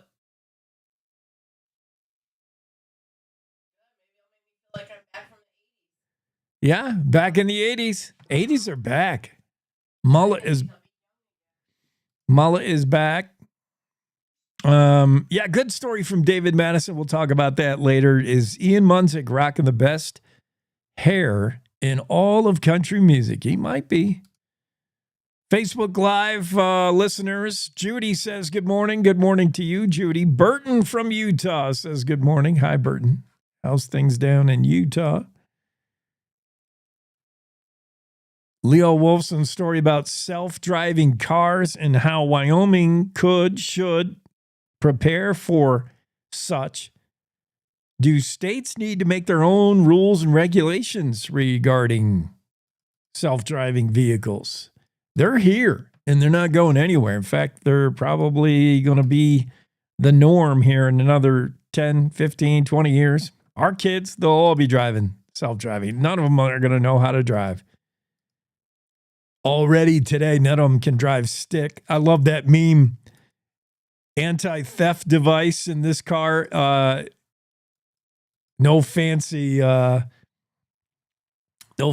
steering wheel bar or no fancy alarm system. Anti-theft device on vehicles today is a stick shift. Nobody can operate a clutch. Nobody knows how to do it. If some thief jumps in your vehicle and it's a stick, he'd jump right back out. Nope. So already the next generation can't drive a stick, and the generation after that will not be able to drive at all. Steering, and you have to push gas and brake at the same time. Plus you have to signal and check your mirrors. How am I ever going to get this text finished if I have to do all that? Is what the Gen Xers are saying. Or what's the generation now? I have to remind myself of what generation we're in. Whatever the new generation is now, none of them can drive a car. They're putting off life decisions completely anyway. They're getting married later, if at all. They're not having kids. They're not buying a house. They're not going to college. They're not leaving their house. This generation, they're not bothering to learn how to drive. They have nowhere to go. So, yeah, this automatic self-driving cars, it's a thing. And Leo Wolfson talked to a few lawmakers in Wyoming about, are you ready for this? He asked them. Do we have to make laws, rules? Has any state banned auto-driving cars? Not yet. To date, I think 29 states have written some laws concerning self-driving vehicles. 29 states have regulation on the books for AVs, automated vehicles. A Montana company already testing self-driving semi-trucks. We talked about last week about that outfit in Texas that's already making regular runs Dallas to Houston with nobody behind the wheel of the 12 of the semi-tractor trailers. 29 states have made laws concerning AVs, automated vehicles. Wyoming's not one of them. No thought yet by state lawmakers on how they want to deal with automated driving. Would Wyoming ban it? I doubt it. And I notice in the story from Leo, the first thing Wyomingites think of, or it's the first thing that Leo thought of, and he's got it very early in the story. What do most people think of when you got an automated driving. If you have, like, how would you be sold on it?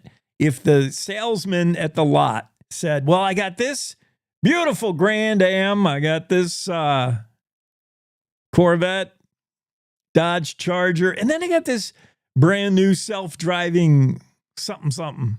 It drives by itself. How would they sell that to you in Wyoming? They'd say this thing can drive you home from the bars, right? I mean, there'd be long distance travel, certainly. You'd be able to sell it saying, that 3.5 hour trip to Rock Springs, that 5-hour trip from Cheyenne. You could do your knitting. You could read a book. You could watch a movie. You could catch up on work. You wouldn't have to do anything behind the wheel. The car will do it for you. That's a big sell in Wyoming. But the other big sell, I guess, is you can drive home drunk. In fact, Leo Wolfson has it as his second subhead, drunk driving solution, ? Maybe. But you better be able to deal with that. The legislature currently, right now, if you drove a self-driving vehicle and you were 3 sheets to the wind behind a vehicle that was driving itself, you would not be, you could not be arrested, cited for driving under the influence. You're not driving. Your vehicle is. At least there's no law, there's no rules yet in Wyoming to deal with all kinds of weird things that could come up. Jerry Jameson in the Zoom room, but I got to get Don Day in here first, Jerry. You're going to love talking to Jerry Jameson, author. He's got a fascinating book out. He's got lots of books. He's got like 30 books out, but this is his first foray into nonfiction. And the story of Robert Spears. And you haven't heard the story, I'm sure, unless you are really plugged in. He's a guy who's just kind of fallen through the cracks of history. But, man, once you learn a little bit about Robert Spears and a little bit more, it's fascinating. This guy, the ultimate con man, and his life brought back to life in a book by Jerry Jameson is fascinating. You're going to love this topic. It's called The Vanishing Act, the latest book from Jerry Jameson. It is fascinating. We'll talk about that. Let's take a quick break. Get Don Day into the Zoom room right after this. To the Teton Range, Cheyenne to Sheridan, Rawlins to Ralston, Cowboy State Daily Morning Show covers the state like no other radio show or podcast. We love Lovell. We're eager to share the stories of Story will crow about Crowheart and yodel over Yoder. Whether you make your home in Sweetwater, Chugwater, Powder River, or Green River, the Cowboy State Daily Morning Show will make you feel right at home. Jeffrey City, Atlantic City, we see you. Little America, Big Piney, you're on our radar. Howdy, Wapiti, Meeteetse, Shoshone, 10 Sleep, good morning. Welcome, Torrington, Riverton, Wheatland, Lusk, Lingle, Lander, Timber, Casey, Kerwin, Moorcroft, Mountain View, Moose, Fort Bridger, Fort Laramie, Fort Washington, Hannah, Hudson, Hewlett, Dayton, Daniel, and DuBois. We are east of Weston, west of Midwest, north of Newcastle, and south of Sundance. Border to border, we love Wyoming and every one of its communities, bar none. This is the Cowboy State Daily Radio Network. When you hear the words nonprofit organization, what comes to mind? Is it a place your dog called home before finding you? Is it an organization that supports accessibility? Is it a place that ensures your safety and that of those you love? That protects endangered wildlife and habitats or fights for our most basic needs? It's impossible to show all the ways nonprofit organizations make a difference in our world. One animal, one person, one cause at a time, but it's not impossible to be part of it. When you give what you have to a nonprofit organization that needs what you can give, you help promote, protect, and strengthen the reach of these incredible organizations. The Nonprofit Alliance is here, helping connect people like you to the nonprofits that enrich your life, your community, and the world we share. Reach out to a nonprofit organization that inspires you today to find how you can help make the world a better place. The challenges our planet's animals are facing sometimes feel a bit heavy. The animals haven't eaten in a day, 2 days, they haven't drank anything, they're cold, they're dehydrated. As soon as we started our descent, everywhere I could see was mud. Just absolutely mud. The country has been in prolonged drought for so long, it was like a tinderbox waiting to go up. Okay, very heavy. Each of us wants to be part of the solution, and we can be. Remember that there's good happening right now. At home. All right, we were able to get into your unit, and we have all 4 of your cats. So, okay. And around the world. For any animal in any disaster. So let's focus on that, right? Be part of the solution, one rescue at a time. Search ifa.org/disaster ready.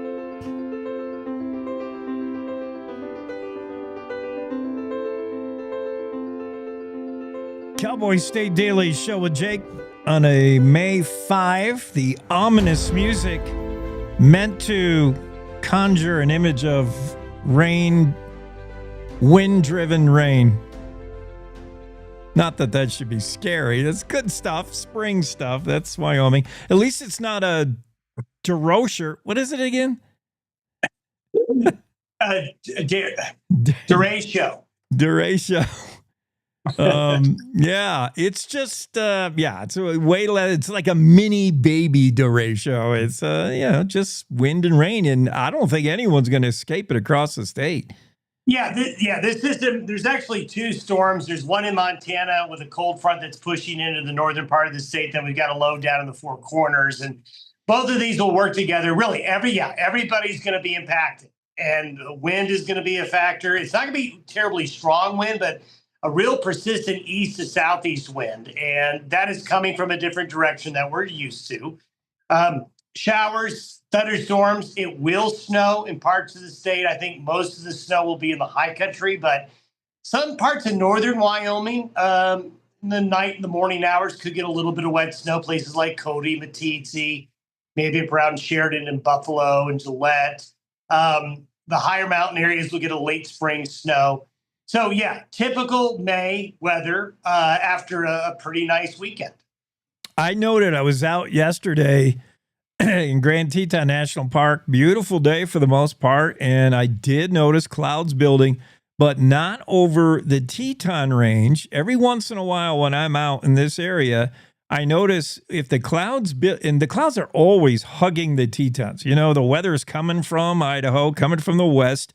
Everything gathers on the Tetons, clouds, and that's where the storms start brewing, and it's almost always raining in, say, Moose first before anyone. But this time, clouds were gathering in the Grovant on the eastern side of the valley, and whenever I notice that, those are usually bad ones. I call them backup storms because they seem to come from the wrong direction. Was I seeing things? No, you weren't. When you get the counterclockwise spin around these lows, all the upper level winds change. That's why I mentioned, the wind directions could be different than we're used to coming from the east. So you'll get that situation. So what you're observing when you see the Grovant thunderstorms coming up, and then they probably moved to the northwest yesterday. So they kind of back in, like you said. Yeah, and those seem to be the more violent ones. Oh, this one was a lot of bluster and not too bad, but okay, I'm just double checking with a guy who knows it all, meteorologist Don Day. I got to get, Don, I have a question for you, but we're going to save it to tomorrow because I got to get to this author dude who's pretty famous. Get to the author dude who's pretty famous then. Not more famous than you, but pretty famous. I doubt it. Bye-bye. Bye. That's Don Day, day weather forecast, Cowboys State Daily, and we're going to move right back into the Zoom room and pick up this guy. Hopefully he'll still be with us. It's a fascinating story. Is joining the Zoom room is Jerry Jameson. This story about Robert Spears, and now we'll go over why you've never heard of him and why once you have heard of him, you'd be like, how could this have happened and we don't know about it? And that's kind of that's the sweet spot, the skill set of this guy on famed author. He's got about over 30 books out. But I think this is the first time we'll see his foray into nonfiction. This is Jerry Jameson, 40-year award-winning advertising copywriter with a lot of commendations. I do want to ask you about advertising copywriting. That's a whole thing in itself. But now a novelist with over 30 books, the Tales of Suspense series, you may know Jerry Jameson from, but we're so happy to have him join the conversation. Jerry, how's your Monday going? Early. Yeah, I hear it. But good. Cinco de Mayo, right? That's right. Get the blender going. We're doing margs in a little bit. But you're so before we talk about the new book, and we're gonna talk all about Vanishing Act and this guy Robert Spears. I'm fascinated. Now that I know this story exists, I can't get enough of it. But tell me how your earlier career as an advertising copywriter, what stuff have you done? I think it makes it perfectly suited for you to then be a novelist, because advertising copywriting, you have to write stuff that you know the public's going to eat up or gravitate toward, or I don't know. You know what success looks like in words, I would imagine, a guy like you. Yeah, I think it was actually a very natural segue from one career to the other. Actually, my academic training was in sociology. So sociology is basic, if psychology is understanding what makes people do what they do, sociology is what makes groups do what they do. And so that is what led me into the advertising world, because it had to do with what do you do to move people in the direction that you want them to move? Well, no amount of psychology or sociology could allow you to get in the head of Dr. Robert Spears and understand how that guy thinks or thought. But yeah, let's get to him. And I think I heard you say your introduction into this was, you just sort of stumbled upon the story of Robert Spears when you were researching something you were doing. And by the way, retro is always good. Anything from the 50s and 60s is always good. We were talking earlier about how the 80s mullet is back, but the 50s and 60s rocked it. And to get a feel for the retro era of the 50s and 60s, you were researching something because you really dive deep when you do stuff as far as research. You wanted to get an idea of how people talked, what they dressed. You wanted to be the authenticity of 50s, 60s, and tell us how doing that, what you were researching that era for, that was decades, and all of a sudden you found this headline about Robert Spears. Yeah, it was fascinating. What I did is I ordered a big stack of old Life magazines. I mean, went on eBay and just ordered 1940s, 1950s magazines. Just part of it is to get the feel of it. I mean, you feel the paper, you smell the paper, all of it just gives you the vibe. And I wanted to be in that frame of mind when I was developing a campaign for a client. So I wanted to see what the typefaces looked like and what the art styles did and all of that. And I literally turned a page and it said, "Man downs airliner to fake death." And I went, whoa, what is that? Who downs an airliner to fake their death? And that was that was the germ, that was the seed that started it all. And there really hadn't been any work done on this. It was an unknown story, or at least had passed into history and no one knew about it. But the story was huge. But I really had no idea. It wasn't until I started to dig into his life. And by that, I mean, my assistant and I, we found more than 1,000 newspaper articles, read, typed, cataloged, organized every one of those to recreate this man's life, which really nobody knew about. Right. And the incident itself is like the crowning achievement, I guess, or the big event of Robert Spears, but it wasn't the only thing. And you unraveled his whole life story. You maybe, could come alongside and feel how he even got to the point where he was faking his own death by blowing up a plane. Now, should we go back and get Robert Spears from an early age? Your research, this guy, by the way, we're talking to Jerry Jameson, author of over 30 books. It's the research, and give me an idea what the ratio is, hours spent researching, and then how that comes out to be a story, or word count. How many words do you read researching about a topic, and how many words come out of that? It's got to be like a 10-1 or something. It's slightly lopsided. Yeah. I spent over a year, and by that I mean worked on it every single day. Got up at 7 a.m, worked into the evening, 7 days a week. Had a full-time assistant working with me the entire time, Julia Estrada. And what we found, because this man's life is so complex, and I don't want to scare off readers because it's really written in a novelistic style, so it reads fast and fun. But his life was incredibly complex, and I think it is smart to go back to the beginning because we first find out about him when he's 12 years old.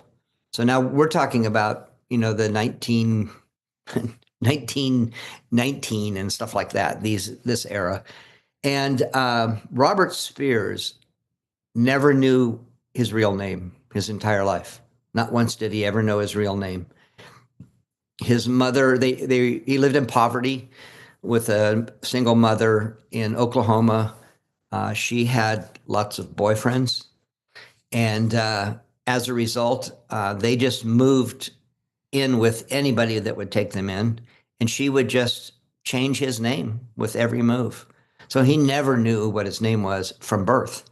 I don't know what his name is from birth. So he just had to completely change his persona from the time. And by 19, he's in jail permanently. And the judge, in fact, at that point, he'd been in reform school. He'd been through all of the institutions. The judge at 19, after he steals something, says, well, you have two options.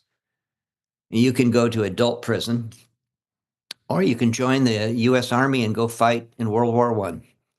And that's exactly what he did. He went over and became a decorated officer over there.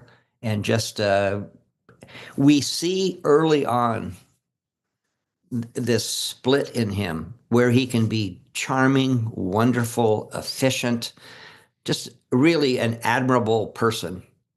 And then just a psychopath. A psychopath.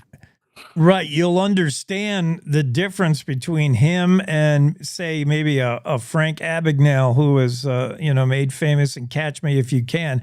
We're talking about con men who just are able to slither into any scenario because of charisma. Basically, they're super likable, probably highly intelligent. But in the case of Robert Spears, a sick person. Is it any wonder, though, at the age 12, as you point out, why Robert Spears would end up with some 23 aliases over a 39-year career? He didn't know who he was, so it didn't matter. He just made up a name to suit whatever it was. I was fascinated about that early story where he did turn so-called straight, was a decorated war hero in World War I. And he wasn't back in the U.S. for how long before he scammed his first fan? He went right back to what he knew, duping people, scamming people. Tell me about that when he came back to Oakland. Yeah, so he's gets out of the military in San Francisco, which was common at the time, and he goes over to Oakland and meets a girl, a young lady, beautiful young lady, who happens to come from an extremely wealthy society family in Oakland. and great wealth, great position, social position. And within a year or two, long story short, he has scammed them out of all of their money. I mean, he's taken their car. They no longer have a home. They're homeless. This is a wealthy, wealthy family. And we could follow that family's destruction in the newspapers over time, from being this elite family to where they're nothing. It's so sad. But even more sad is that the woman he married, his wife's sister, was bedridden, cystic fibrosis, and they were no longer able to even care for her any longer. And she ends up dying. So, I mean, the tragedy is, you can't comprehend the tragedies that surround this man. And yet in the end, he just gets he'd bought a brand new Duesenberg high-end car and drove off to another city and started all over again. New wife, new person, new life. Yeah, just fascinating. The story of Dr. Robert Spears is who we're talking about. He's the subject of a new book, Vanishing Act, by this guy, Jerry Jameson. It began with the headline, "And the crashed airliner to fake a death." So let's fast forward to that. That's how you got hooked into this story. What did he do? Did he actually get on this plane? This plane blew up, crashed over the Gulf of Mexico. No survivors except for Robert Spears. How did he cheat death in that case? What happened? Well, he cheated everybody, so I guess death was just the next in the line, right? Yeah. And I should tell your listeners that along with the newspaper reports that we unearthed, I was able to get, through the Freedom of Information Act, the actual FBI files on this case, which was over 1,000 pages of in-depth reading that we were able to get. And so it's heavily documented, this case. But what happened is it's just a stunning turn. It really is. I mean, even retelling the story, you shake your head. But so he had a very, very dear friend whose name was Al Taylor. And by that, I mean they had been friends for 40 years. So, so Spears and Al Taylor had been in and out of prison 12 times, 12 different federal prisons. And they would do a scam. They would get thrown in prison for 2 years. They would be model prisoners. They would be released, and they were out. And so Dr. Spears has just been arrested for a crime in California, but he's out on bail. A very common situation for him, arrested and out on bail. Yeah. So he tells his friend who lives in Tampa, tell you what, I'm going to fly out to Tampa. I have a business opportunity in Dallas, which was his hometown. Let's get together and talk in Tampa. I want to go into business with you. I want to become a partner with you in this new business. So they meet at the Tampa coffee shop, where everybody remembers them there because they were laughing and having a great time. And Al is going to drive to Dallas. He's got a brand new car. We know the car, the plates, and what it looked like and everything. And he's going to drive to Dallas, and Dr. Spears, who is actually by this time very, very wealthy, and he's going to fly to Dallas. And at the last minute, according to reports, Al Taylor goes, "Oh, my neck. I was in an accident recently, and my neck is just killing me." And Dr. Spears, by his own admission, says, being a good Samaritan, been a good guy, being the best friend of this man, Right. and these dear friends, said, tell you what, I'll drive your car. You give me your wallet. You give me your license. You give me your registration and your keys. I'll drive the car. Here's my plane ticket, which in 1959 you could do. You just take my plane ticket, get on the plane, and I'll meet you in Dallas. The only thing I ask is I've got a package here of money that I've got to deliver to my wife. She's got to have it right away. It's cash. So be careful. Don't lose it. And you just, as soon as you arrive in Dallas, you take it to my wife. Fine. They say goodbye. Dr. Spears gets in the car, drives off. 22 minutes later, that plane explodes. The package was a bomb. Oh. He not only blows up his best friend, and by that I mean a dear friend, he blows up 43 other people. it was such an explosion that they've never recovered the plane. It sank to the deepest part of the Gulf, and divers beyond where divers could reach. So it's still there today. Now, if you were to look up, we're talking about the just strange life of Dr. Robert Spears, if that's his real name. If you were to research him on the internet, you would get a Wikipedia thing which would note him as a naturopath in Texas, a well-known doctor of alternative medicine, so to speak, a hypnotist later in California. At what point of his doctor career was he when he did this? What did he at the last minute think to kill himself, or is there a reason that he wanted to do away with the old Dr. Spears? Like, what was he thinking? Well, first of all, he was no more of a doctor than you or I. Yeah. He had purchased a college degree, a diploma. He'd purchased that. He purchased from a guy in Maryland, out of the trunk of a car of a guy in Maryland, a medical license. He researched medical licenses, and Texas was the only state in the union that would allow you to transfer a medical license without them checking on it or being recertified or anything. You could just transfer it straight across. And so he moved to Texas. But the reason he moved to Texas, aside from the reason that he could, is he was an abortionist. And when we say doctor, he advertised himself as an OBGYN, but he was only an abortionist at a time when obviously it was not only illegal, but socially just, was a devastating thing to be involved in any of this in terms of the patients. So he had, in the meantime, he developed a tremendously successful, we'll call it a practice, but we know what it was.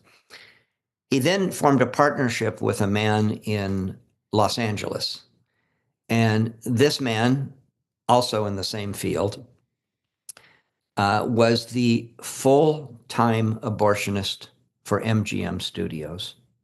He was on payroll as an abortionist. And during his time, he performed 5,000 abortions for MGM stars. So he formed a partnership with this man whose name was Don Loomis, and felt that he moved his family to LA, feeling this was a very lucrative opportunity now. Hollywood was going to be where it was at.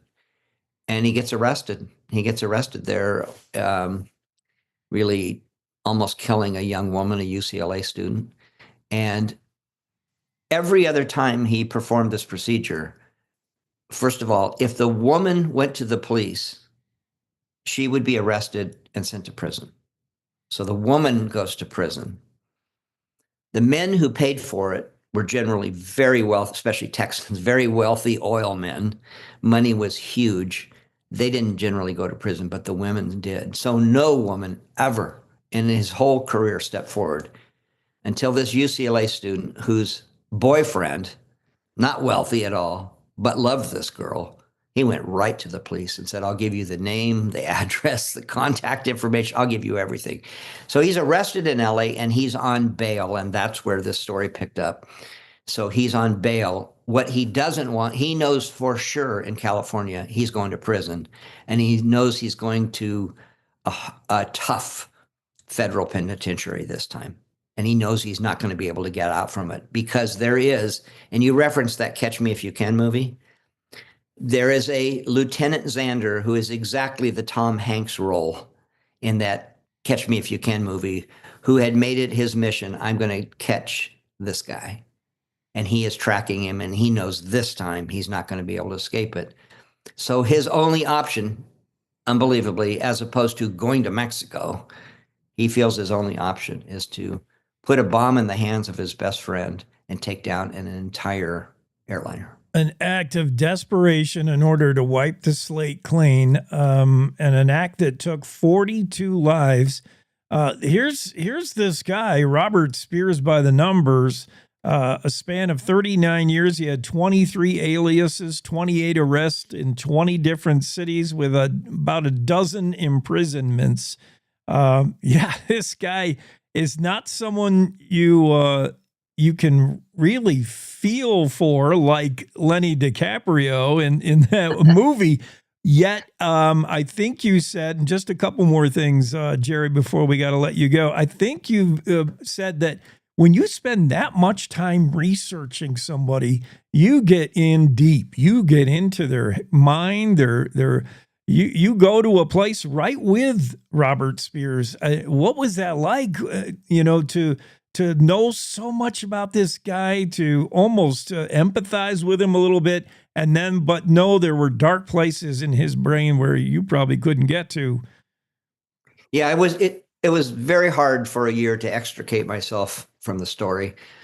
Something my wife would agree with, because you're really so immersed in that story that you just think about it all the time. I have to say, there's a little bit of empathy because every step along the way, although he made the wrong choice every time he had an opportunity to make a right choice, I don't know, there's just something about him where you just go, he was a lost soul. That's the way I would put it. He was just a lost soul, and he was constantly reaching out. And even when he had a beautiful wife. He had 2 beautiful children. He had a 2-story brick home in an exclusive area in Dallas.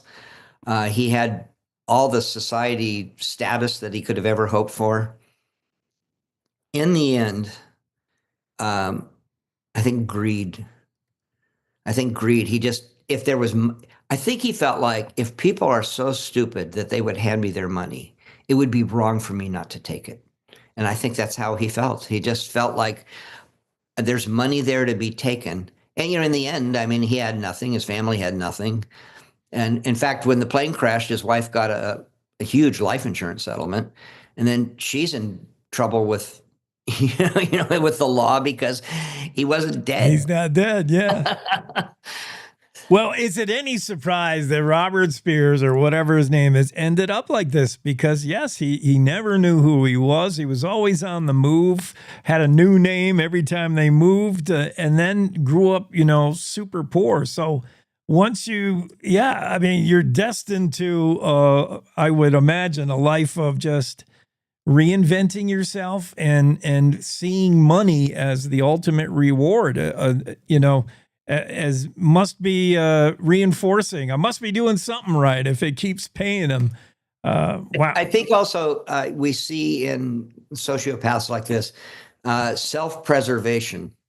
They are the most important person in the world. And so self-preservation is such a driving force for them, what they're willing to sacrifice. I mean, his wife didn't know. His wife thought, and children thought he was dead.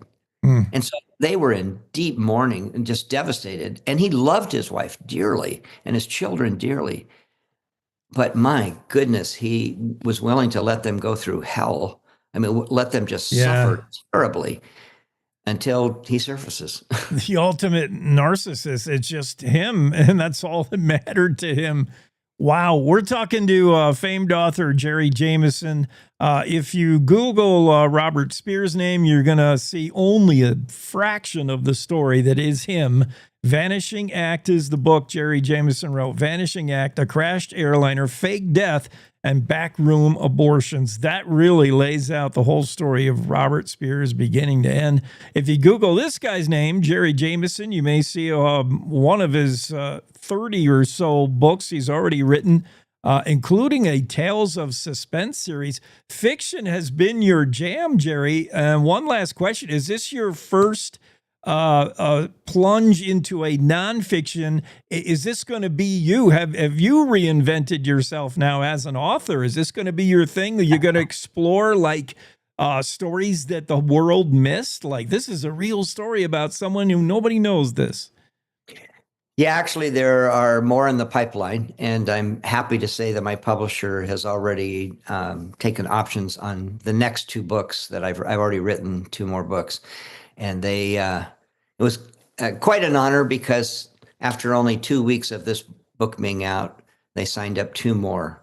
So, and both of the upcoming stories are very similar to this, completely unknown, and I would say equally stunning to this one. So there's more ahead. I do enjoy it. I think it relates to my career, advertising, where you have to dig in really, really deep to find what moves people again, and what moved them, these characters, what moved these people to do unusual things. But I'll always secretly do fiction. Yeah. All right. We'll take Jerry Jameson any way we can get it. That's fine. And I'm right with you. You know, our hours spent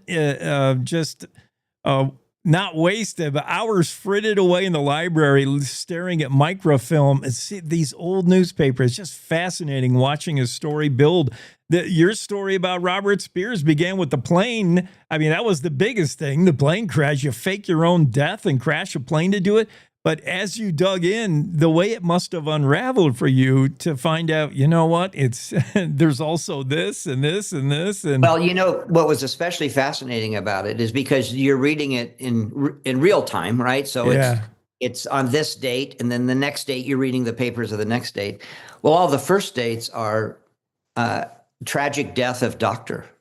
I mean, they're talking about his wife, his children, the tragedy, how he was, a highly respected doctor, along with all the stories, right when a plane crashes, you start hearing about, this is a couple that just got married and was going on their honeymoon, all these really tragic stories.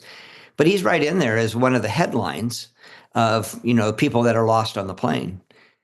And then slowly, it starts to unravel. And it unravels because the guy who actually died on the plane, Al Taylor, well, he never comes home that night. And his wife goes, hey, the last person my husband talked to was at a coffee shop on Tampa Airport. And what he did, this is stunning, he was on the plane and he got off the plane 10 minutes before it was supposed to take off, something you could, again, do in the 1950s. And for your listeners that are older, they will remember that there used to be vending machines in every airport where you could buy flight insurance. And all you did is run to this kiosk, this vending machine, put in 7 quarters, and you got a policy that was the equivalent of $100,000 today. He ran off the plane. He bought an insurance policy, made his son the beneficiary, slipped it in the mail before he left, got back on the plane. And 3 days after the plane blows up, his son gets an envelope and his wife says, why would he buy flight insurance if he was never getting on a plane? And that begins, and it starts to unravel. Although it takes him quite a while to find him. The way it must have unraveled for you researching it is probably very different from the way you unravel it for readers. That's what I'm fascinated to see, is how you lay it out.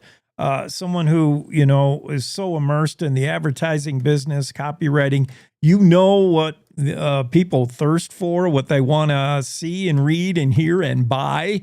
And you're selling them this story. You've already sold me in this segment. I can't wait to get this book. How do we find this thing? Amazon, the usual? It's any place where books are sold, both bookstores and online. It's available everywhere. Fantastic. Jerry Jameson, author of The Vanishing Act. Highly recommended. Jerry, thanks for spending your morning with us. Cinco de Mayo. Let's I know what you're going to say. Let's hit the blender. Fantastic. Let's take a quick break of the Cowboy State Daily Show. We'll regroup after this. Wyoming is the cowboy state. From corner to corner, there are so many stories to be told, and more cowboys and cowgirls are turning to the Cowboy State Daily News team to keep them in touch with what's happening both locally and in other parts of Wyoming. I'm Riley Strand, videographer and production assistant for Cowboy State Daily Video News. We're proud to bring the most important stories to our viewers every day. The stories that start conversations, the stories that make us laugh, the stories that make us think. Our experienced journalists at Cowboy State Daily are crisscrossing the state every day, talking to those who know the news best. Every day, host Wendy Core and I talk to the reporters who are covering the topics, issues, and people that are important to Wyomingites. And in our daily newscast, we bring you those stories. Tune into the Cowboy State Daily Video Newscast every morning, only on cowboystatedaily.com. You're listening to the Cowboy State Daily Radio Network. Sometimes fatherhood. I'm the first Viking who wouldn't kill a dragon. Can feel like an epic battle. But you will. But you can change your kid's world just by being there. And with a little help, you won't believe how high they can soar. All right, bud, you ready? I'm proud to call you my son. Come on! Never stop being a dad. To learn more, visit fathersincorporated.com. Logan Wilson here at the M Building in Casper, Wyoming. They do more than just support businesses and private events. They support nonprofits by offering reduced rates to help the community thrive. The staff here at the M Building have been incredible in helping me organize a fantastic event. They are great partners for those who want to make a positive impact on the community. Come check out the M for your next event. You talk to. In every family, small conversations can make a big impact. I grew up on tour with my parents. Kind of different, but we bonded over music just like other families do over sports, camping, or other interests. And we talked. Little everyday conversations from silly to serious that built a foundation over time. Honest conversations, like when my dad shared his experiences as an alcoholic. Your honesty about that part of your life gave me a sense of integrity that I wanted to uphold in my own life. And I was so grateful that you and Mom had become these sober, stable people who were always there for me. I wanted you to know from someone who's been in recovery more than 30 years now that hard work is what creates success, not alcohol or other drugs, whether it's music or anything else. I said it a lot, and I'm glad you took it to heart. Talk, they hear you. For more information about talking with your kids about underage use of alcohol and other drugs, visit underagedrinking.samhsa.gov.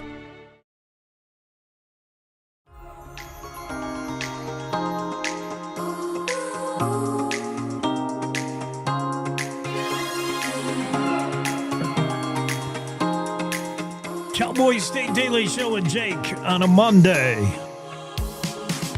Fascinating discussion with Jerry Jameson. Thank you, Jerry, for coming on. Author of a book that I highly recommend. I got to order one myself. Vanishing Acts, story of Dr. Robert Spears, who's kind of a lesser known, maybe completely unknown to most of us, version of Frank Abagnale, who is the subject of the movie that we probably all know of, Catch Me If You Can.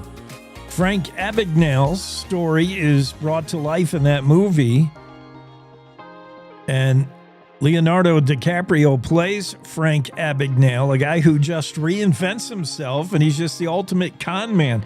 Very similar, although much darker, was Robert Spears, who just changed his name, reinvented himself, and eventually when things started to heat up around him and he started to feel like he was headed back to prison again, did the unthinkable. Had his best friend carry a suitcase with a bomb on it aboard National Airlines Flight 967 on that fateful day, November 16, 1959. And posing as himself, posing as his friend, Robert Spears, they switched tickets. His best friend boards this plane. It goes missing over the Gulf of Mexico. They find pieces of it later blown to smithereens. All 42 aboard killed. But Robert Spears wasn't one of them. He never got on the plane. Although the ticket, the manifest says he was on board. He was declared dead. But, oh, did he resurrect. What a story. Who would have thought? A story you just can't make up. If it was made up, you'd say that's made up. Jerry Jameson, the story that retells Robert Spears in his life. Man, just fascinated with that. A Vanishing Act, the name of the book. It's pretty cool. We got to get to a whole bunch more. We had texts come in saying, you got to ask Abby, what is the derivation? What is the reason for Cinco de Mayo? What are we celebrating? It's Mexicans' independence from who? So, yeah, we'll dig into that a little bit more and lay it out for you, even though Abby She won't be watching. We'll ask her Thursday what Cinco de Mayo celebrates.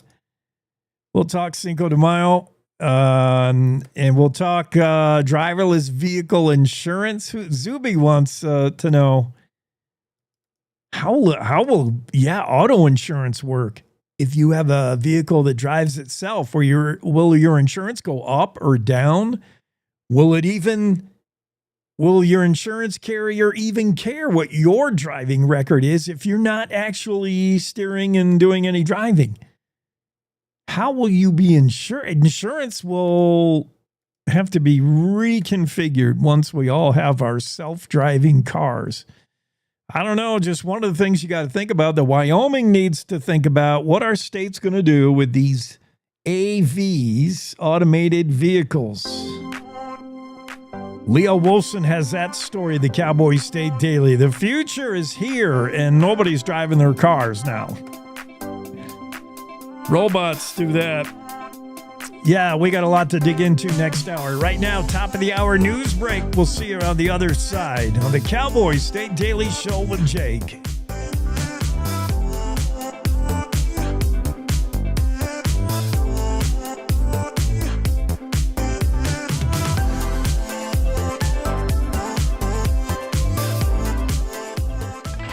It's time to take a look at what's happening around Wyoming. From the Cowboy State Daily Newsroom, I'm Wendy Core. The Wyoming Republican Party has new leadership, electing Sheridan resident Brian Miller to be the new chairman at the party's meeting in Cody on Saturday. Miller beat out Jackson resident Rebecca Bextel by a 42-32 vote. Miller was able to overcome a strong endorsement by U.S. Representative Harriet Hageman, who had spoken highly of Bextel prior to the election. Cowboy State Daily's Leo Wolfson was at the meeting and reports that Miller's experience won over the voters. Both him and Bextel are both very conservative. Bextel has really made a name for herself, but she's a much more recent newcomer. She's been really kind of staunchly going after getting donors and a lot of money for the party. It's kind of impressive that she was even competitive in this race, all things considered. But at the end of the day, Miller is going to be leading the party for the next 2 years at least. A theme running through Saturday's party election was unity, with many candidates calling for an end to infighting that has divided Wyoming Republicans. A Dodge Ram pickup and a Mercedes passenger van collided Thursday evening about 15 miles from the west entrance to Yellowstone National Park, killing 7 people.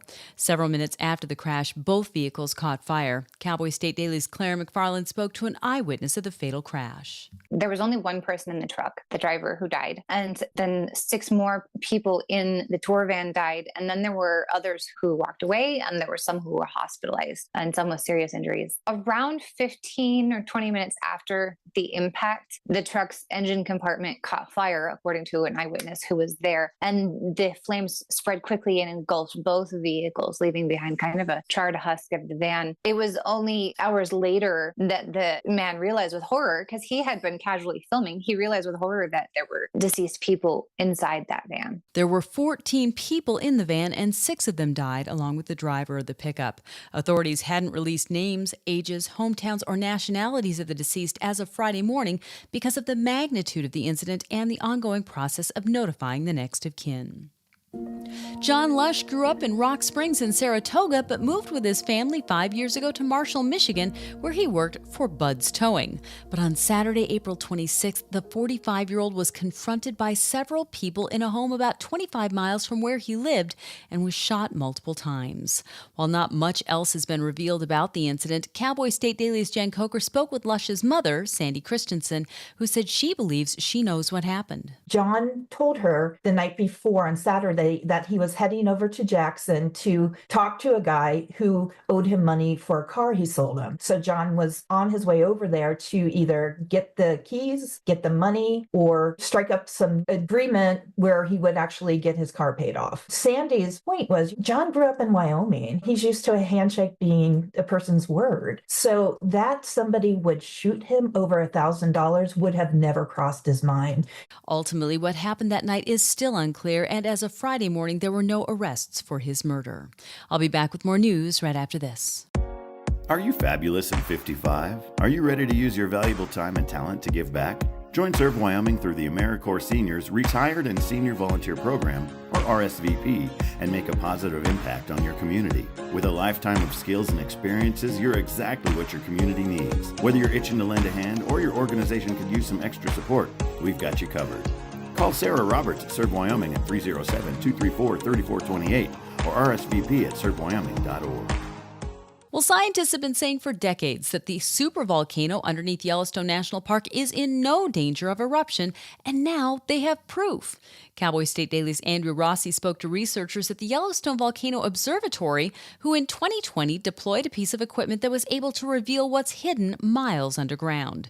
After sifting through the data, they were able to determine definitively that the conditions that would generate a volcanic eruption in Yellowstone just aren't there. Vibroseus trucks, what they basically are these massive heavy trucks with these metal plates on the underside that they put onto the ground, and they send low frequency seismic vibrations into the ground that bounce off of things in the subsurface, and then they give a signature that can be analyzed to get an idea of what's underneath our feet. The consensus has been for the longest time that Yellowstone is not dormant, but it doesn't have what it takes to erupt. The new study is exciting, but it's reached the same conclusion as several previous studies of Yellowstone's current volcanic status. Researchers said it should be reassuring that so many studies are giving scientists the same answer. And that's today's news. Get your free digital subscription to Wyoming's only statewide newspaper by hitting the daily newsletter button on cowboystatedaily.com. I'm Wendy Core for Cowboy State Daily. I do not have guns at home.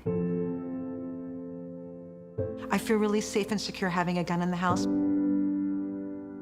Judge, my opponent is completely disregarding almost half of my arguments which I respond to. Communities must step up Laws and protest cannot stop bullets. Our community must educate and push back against all that violence. Every individual needs to be aware of what they can do to keep kids safe. I completely disagree. I'm not gonna listen to points that are completely ridiculous. Point of inquiry. Do you guys even realize that the #1 killer of children and teens are gun injuries? Why are we fighting about this?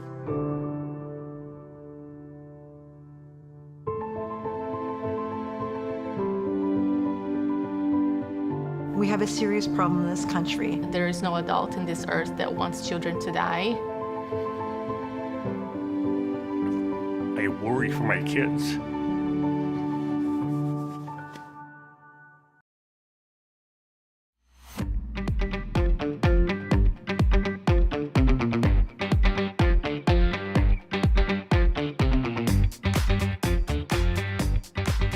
Cowboy State Daily Show with Jake on a Monday, Cinco de Mayo. Into the Zoom room, David Madison, who was busy over the weekend. Some great stories. We've already touched on a few of those.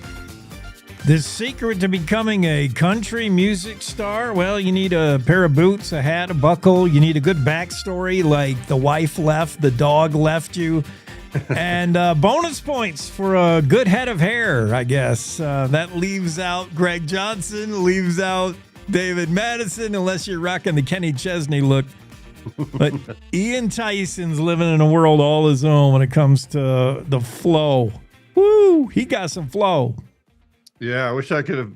Ian Munsick he has a very self-deprecating kind of make fun of himself. Vanity about his hair. I thought that was really funny, that the social media. And so, yeah, it was Greg's idea to dig into the topic of country music hair. And lo and behold, there's a woman who's written a book called Country Music Hair. And that was thoroughly entertaining to dig into. I was thinking that Conway Twitty really deserved a nod because he survived every hairstyle that came his way and was an early adapter of hairspray, where he saw when the women started, hire the hair closer to God. He followed in those footsteps. But he didn't make Munsick's top 5. So I thought I'd give him a shout out. Just a lot of good fun. I'm totally down with the Conway Twitty look, that helmet of hair. He probably was not a smoker, because he would have went up in flames, the amount of hairspray it took to keep that down. I'm with you on that. But so Wait, I didn't get the feel that Ian Munsick was just kidding around when he says, I'm going to, my top 5 all-time hair country music. I'm number 1. It's not even close. He was just like sort of kidding. I hope he was. I mean, I think he's having fun with it. Like, he might genuinely believe he's got the best. I mean, he's got a, he said, as I reported, that, folks will come into the beauty school in Cheyenne they don't even know who he is, and they'll have a photo of him and say, this is fine. And they've got an untamed mane. For the record, I did have hair down to here when I was in high school, but there you go. That was the 1980s. And kind of like Billy Ray Cyrus, that look, you're no longer rocking that look, although I don't know Miley would have cried great tears when you got your hair cut like she did Dad. That was a cool story. Yeah, what a fun thing it must have been to discover. First off, the assignment's fun. Ian Munsick's hair. Oh my goodness, I can go any direction with that, thanks David Madison, with his fingers poised over the keyboard. And then he's like, well, I need an expert voice in this. Oh, here's an author of best country, like country music hair, Aaron Duvall. What, that just fell right into your lap, I guess.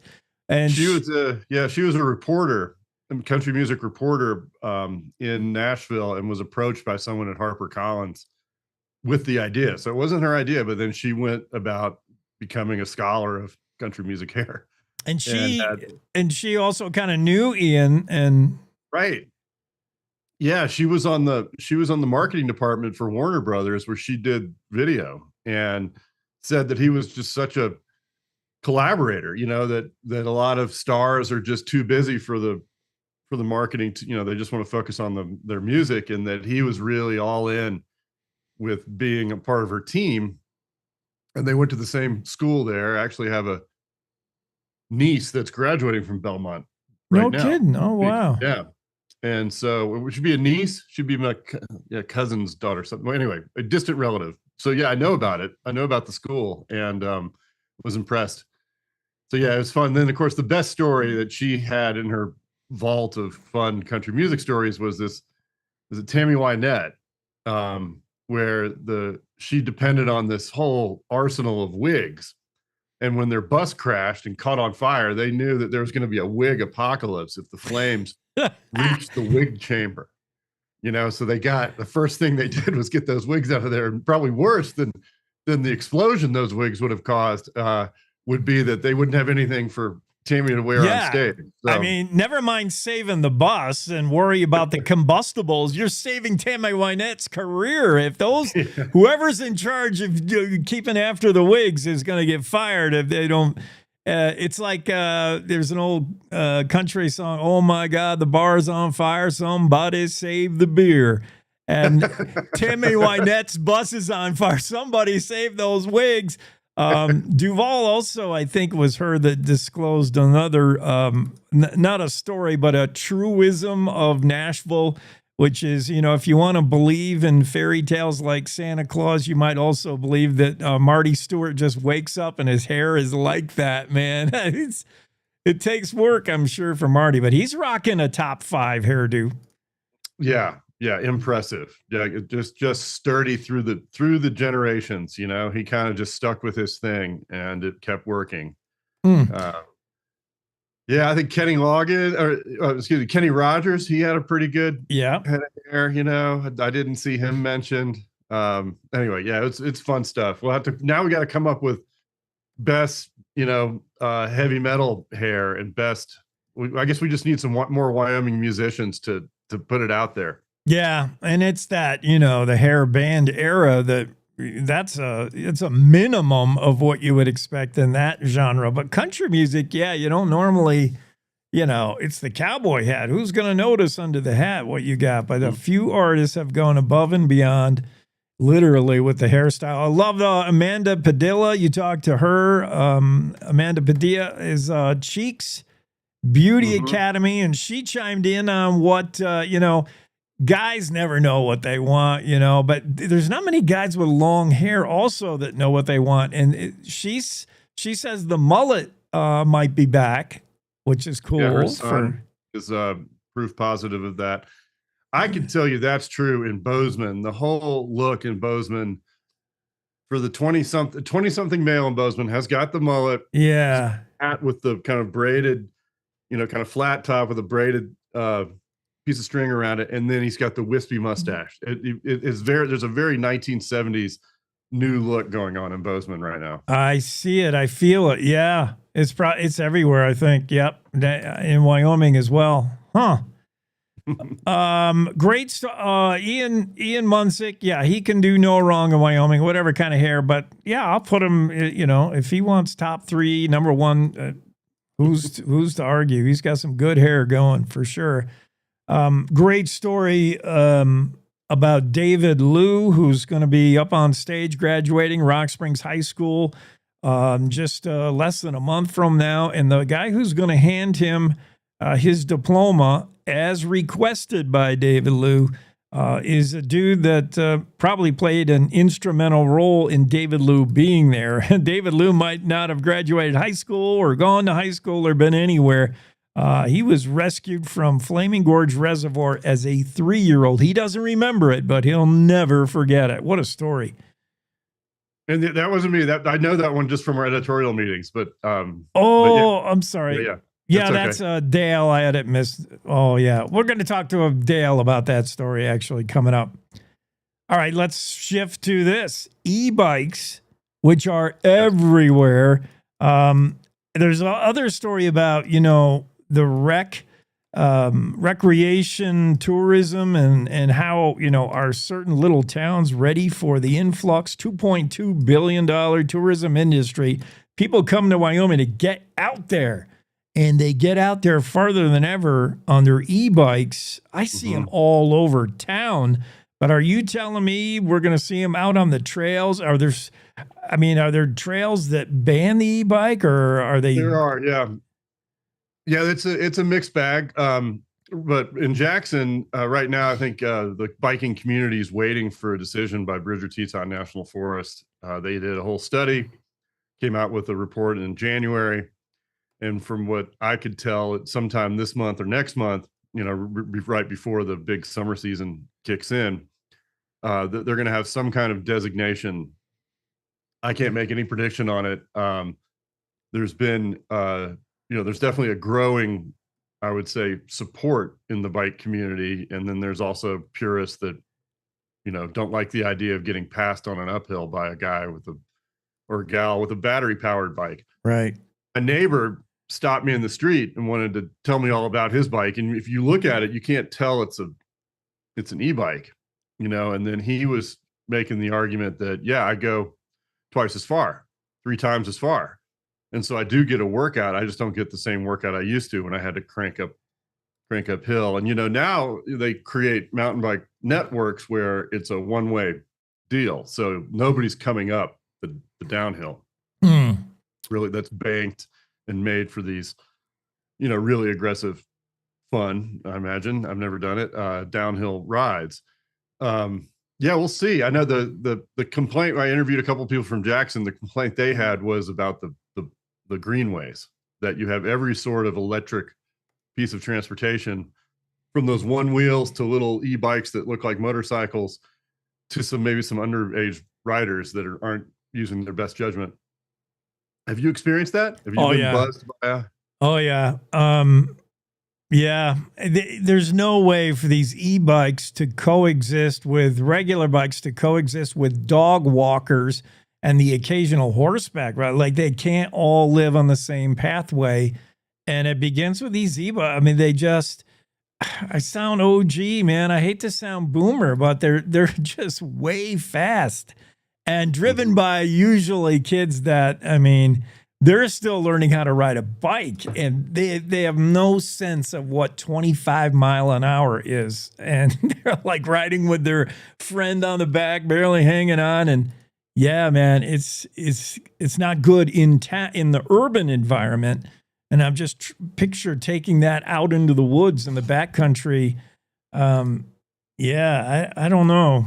It's a cool thing. E-bikes really allow you to get places, and you don't have to clog up roadways with car traffic. But yeah, when you go to New York City, you have to watch where you are because there's a whole special lane for these bikes that do deliveries. Oh, If you're not paying attention and just listening to your headset, yeah.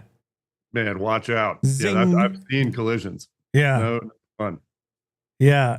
These things can go pretty fast. I mean, a not so startling statistic. I think you quoted one retailer saying like if 6 out of 10 bikes he sells are all electronic anymore. Nobody's buying a regular bike. Yeah, I'm curious, but I don't know. Bozeman's such an easy place to ride your bike to. There's no really big hills that I'm not in the market yet. We'll see. One of these days. The heartwarming part was these guys who hit 80 and give up mountain biking and now have come back because it's easier on their bodies. Yeah. And so I salute that. I think let's see. Jackson's going to be a test case. There's also a network over by Lovell in the Bighorns. That's kind of a test case. Oh, I didn't know that. Yeah, there's a big network of it's Cottonwood Campground. I've never been there, but outside of Lovell, they're looking at developing a big mountain biking area there, and so e-bikes are on the table. Yeah, Wyoming Pathways, great group to follow online, and you can kind of keep up with trail issues.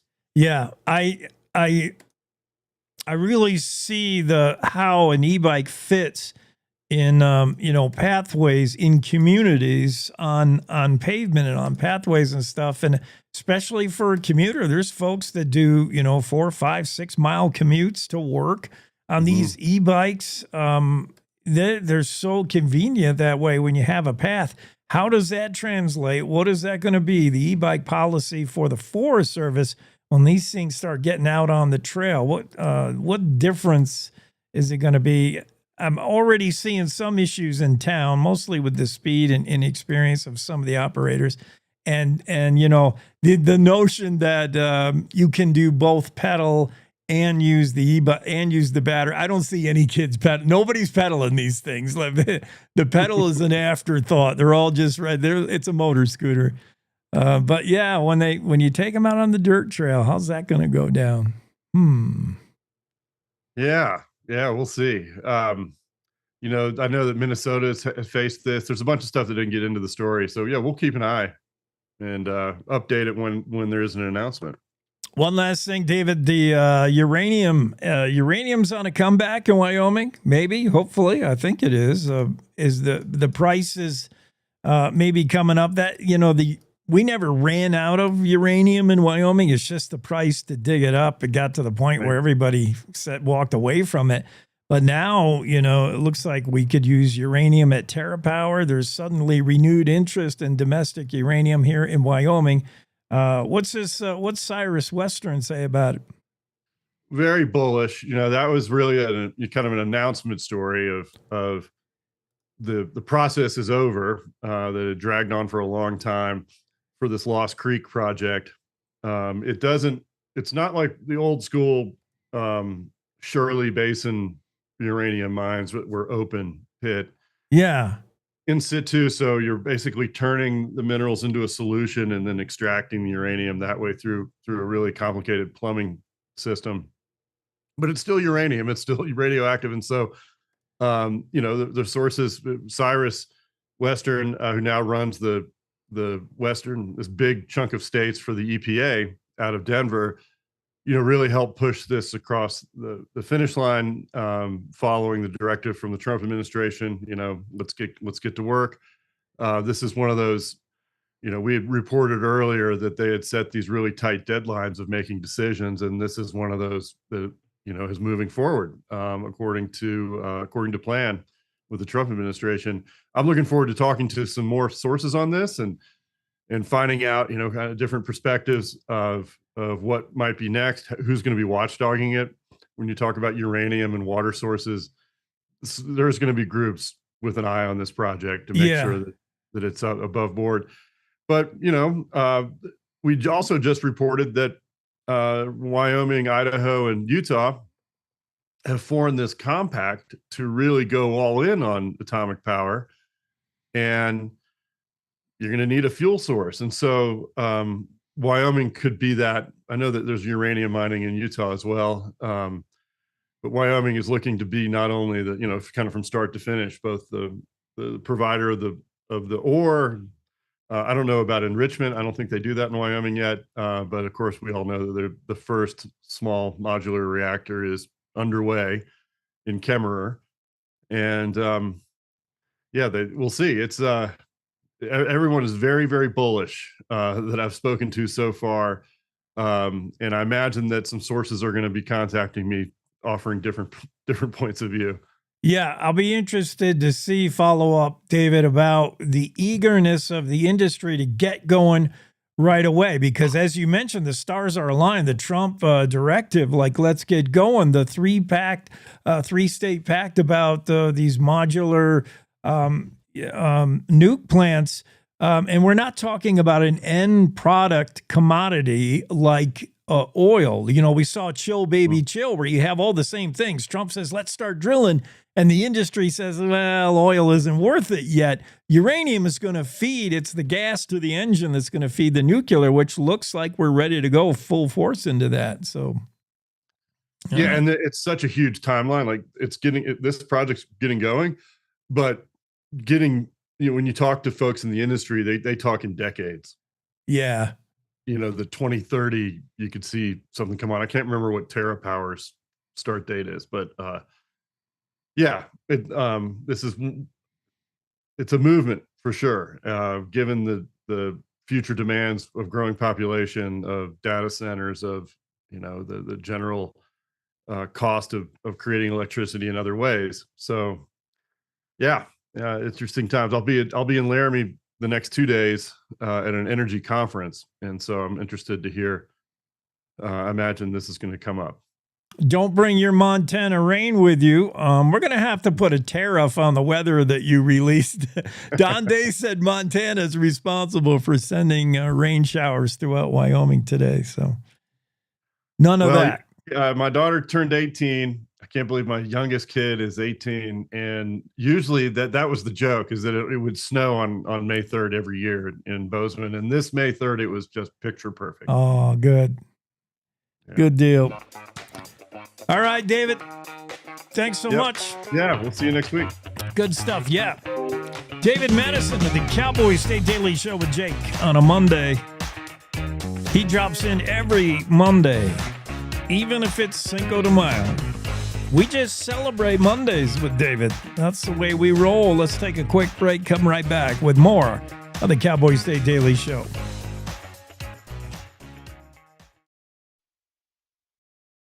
Hi, I'm U.S. Senator John Barrasso, and I'm teaming up with the Wyoming Center on Aging at the University of Wyoming for their campaign, Tough Enough to Know Your Numbers.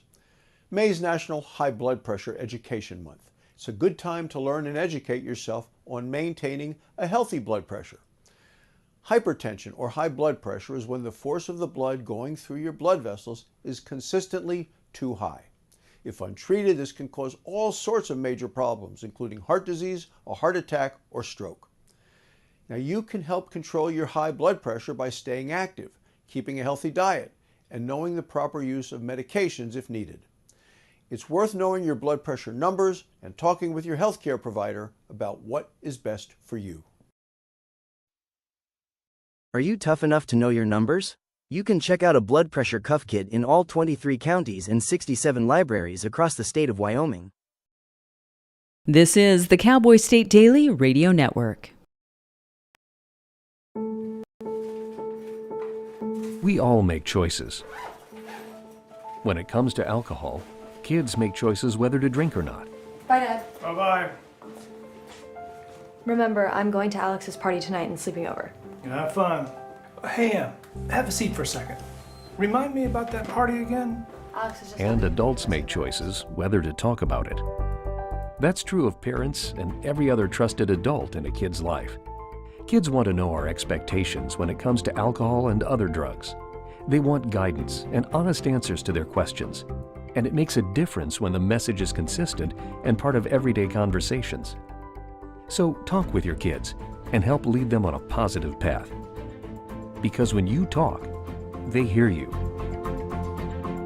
For more information about talking with your kids about underage use of alcohol and other drugs, visit underagedrinking.samhsa.gov. I don't think that many kids in my son's school even do it. He makes fun of his friend who vapes. He would never try it. She's into soccer. She's on the honor roll. She's just not the type. No way. No way. No way. No way, my kid would never vape. Get your head out of the cloud. Today, nearly 8,000 kids will start vaping. Maybe even yours. Learn about the dangers at talkaboutvaping.org.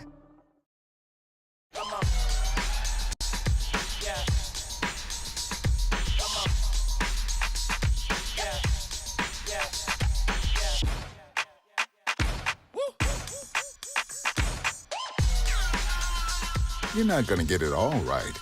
Just make sure you nail the big stuff, like making sure your kids are in the right seat for their age and size. Get it right at nhtsa.gov/the-right-seat.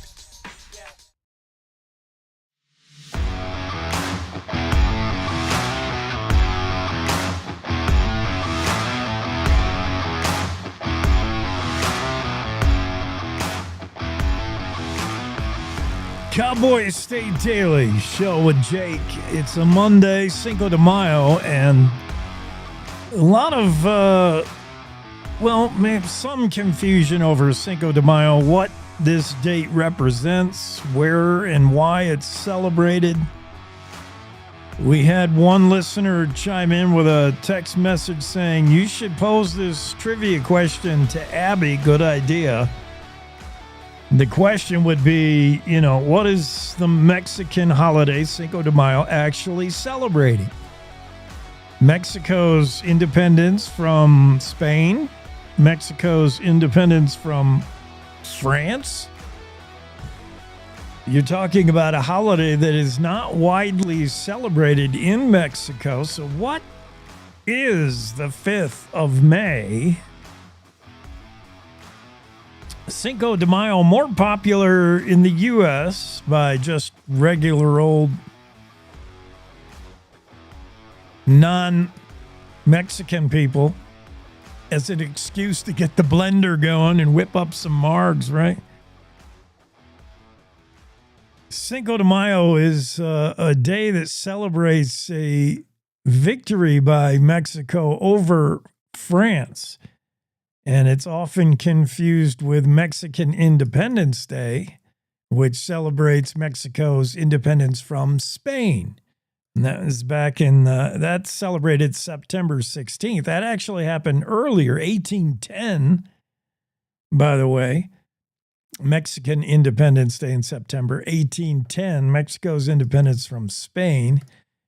And then later, the French muscle in Second French Empire, the Battle of Puebla in 1862. The victory there is the annual celebration, what leads us to Cinco de Mayo. So the victory over France, not as commemorated in Mexico as Mexico's actual independence from Spain. That's the biggie in Mexico. But Cinco de Mayo, it works here in the U.S. for Mexican restaurants anyway, to do some celebrating. What else happened on this day in history, Cinco de Mayo, May 5th? Well, let's take a look. Sitting Bull and his followers crossed to Canada on their exit from the U.S. 1877, the date on that. Sitting Bull and followers cross into Canada on this day.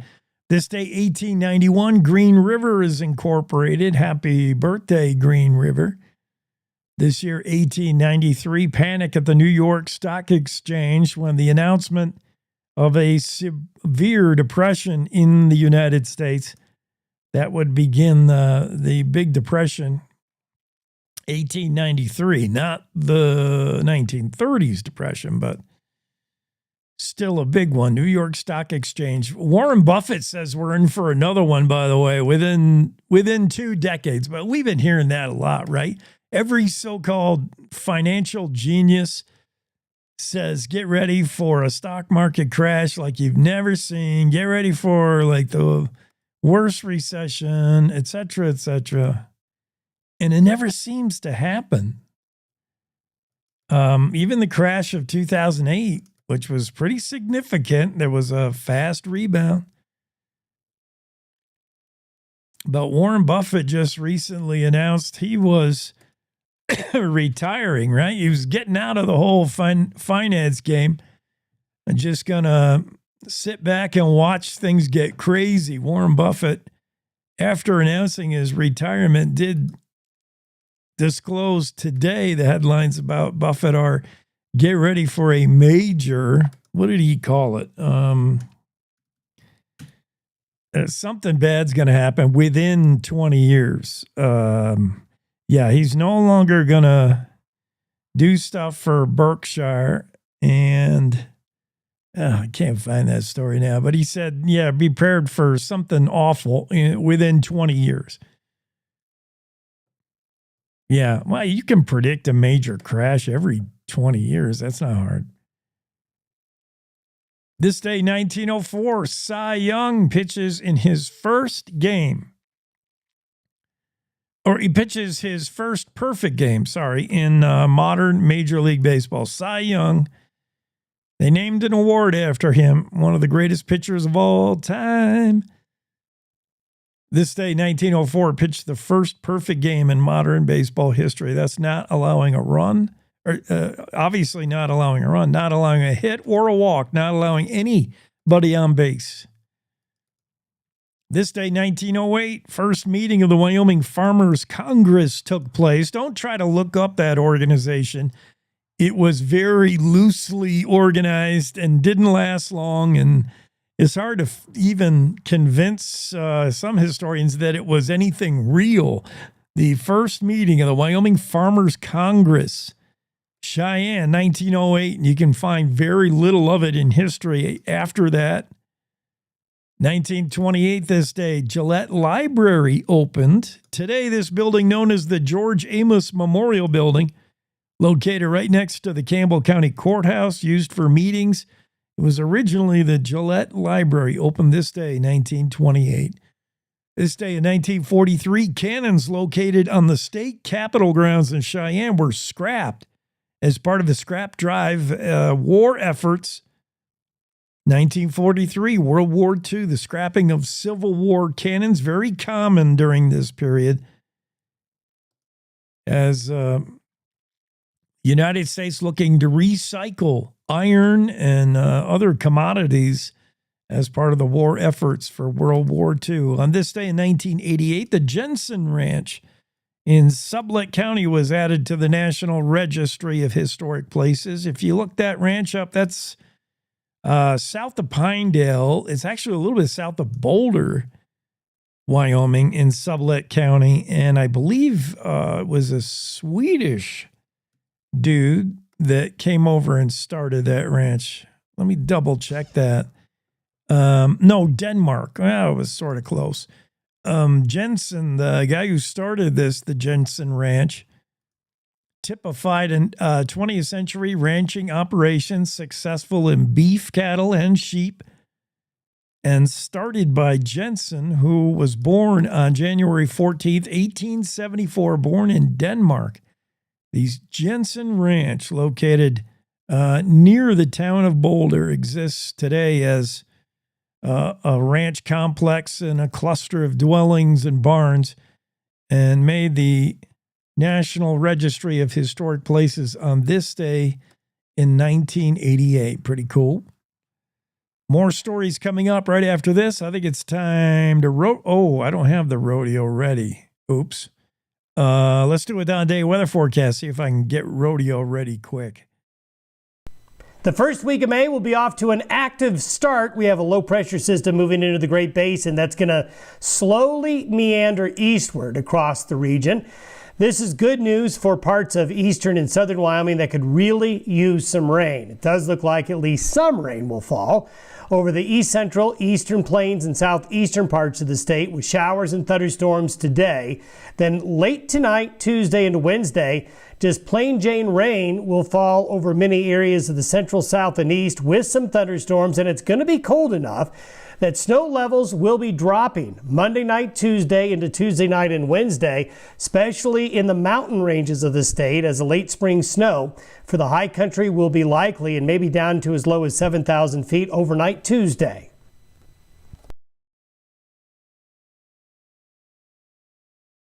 That's the bad word, Don. Snow. I thought we were, well, Don says not until Mother's Day.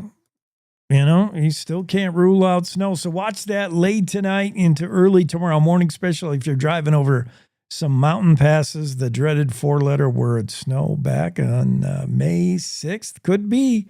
Now we're ready for the Western Ag Network and the Rodeo Roadshow with Will Rasmussen. Hi, and welcome to the Rodeo Roadshow. I'm Will Rasmussen on the Western Ag Network. Today, 9-time qualifier to the National Finals Rodeo in the bareback riding, Tilden Hooper. And he just won a major rodeo in California to move himself to the number 16 spot in the world. We'll talk about his victory in Clovis, California on the Roadshow. Coming up next, stay close. This branding season, let Western Ranch Supply lend a helping hand with one of our popular cap tables. We carry a full selection from industry leaders like Foremost, Filson, Cow Country, Rupp, and the new hydraulic MJE table. From traditional to hydraulic, these cap tables are tough and durable, not to mention easy to use for operators and safe for your calves. Stop by our stores in Billings or Great Falls or visit westernranchsupply.com. Western Ranch Supply, your branding headquarters. Good news, beef producers. Consumers' opinions and preferences on beef are becoming more transparent month after month. Your checkoff dollar supports state-of-the-art research that taps into thousands of consumers' eating habits every month to track modern trends in meat demand and other proteins. With this knowledge, the Beef Checkoff can invest your dollars more wisely in future projects, empower the industry, and strengthen beef's place in the market. Get the full story at yourdollardoes.com. Funded by the Beef Checkoff.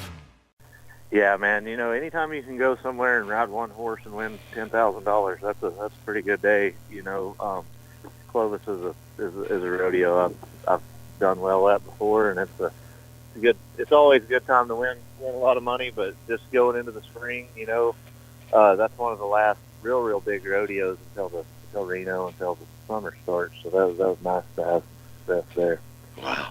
And the one horse you rode is a big gray veteran award winner named Virgil, 88 points.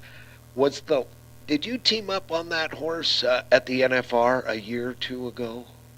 I have. I've teamed up with Virgil 7 different times over the last, I don't even know how many years. I don't remember which year I got on him first, but we've gone at it a few times, and the last time was at the NFR in 2022, and he got me down right at the whistle, and that's the only time he's ever bucked me off.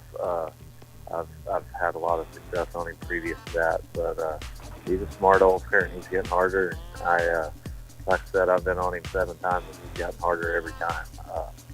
And Clovis the other day, that was dang sure a fist fight, and that was the hardest trip I've ever had him have with me. Bareback rider Tilden Hooper on the Rodeo Roadshow. I'm Will Rasmussen on the Western Ag Network. Back to the studio. Cowboy State Daily Morning Show with Jake continues. Well, you can take the man out of Kentucky, but you can't take the Kentucky out of the man. James Farthing of Georgetown, Kentucky, won the largest lottery prize ever in the state of Kentucky, $167 million lotto payday, and not a week later, he's in jail in Pinellas County, Florida, for kicking a police officer in the face. Perhaps he thinks his $167 million can get him out of any hot water situation. There's probably, some 24 defense attorneys lined up waiting to represent James Farthing. I doubt he's going to take a public defender, a court-appointed public defender, but this Kentucky man claimed a $167 million lottery prize, the largest ever in the state of Kentucky, and not a week later, he's in jail in Florida. Stuff you can't make up.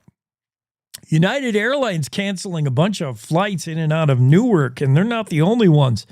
There's nobody wants to fly to Newark right now. Newark in New Jersey, busy flight hub. And since Monday, Newark has experienced severe delays in both incoming and outbound flights. On Saturday, over the weekend, 270 flights affected were backed up, according to FlightAware.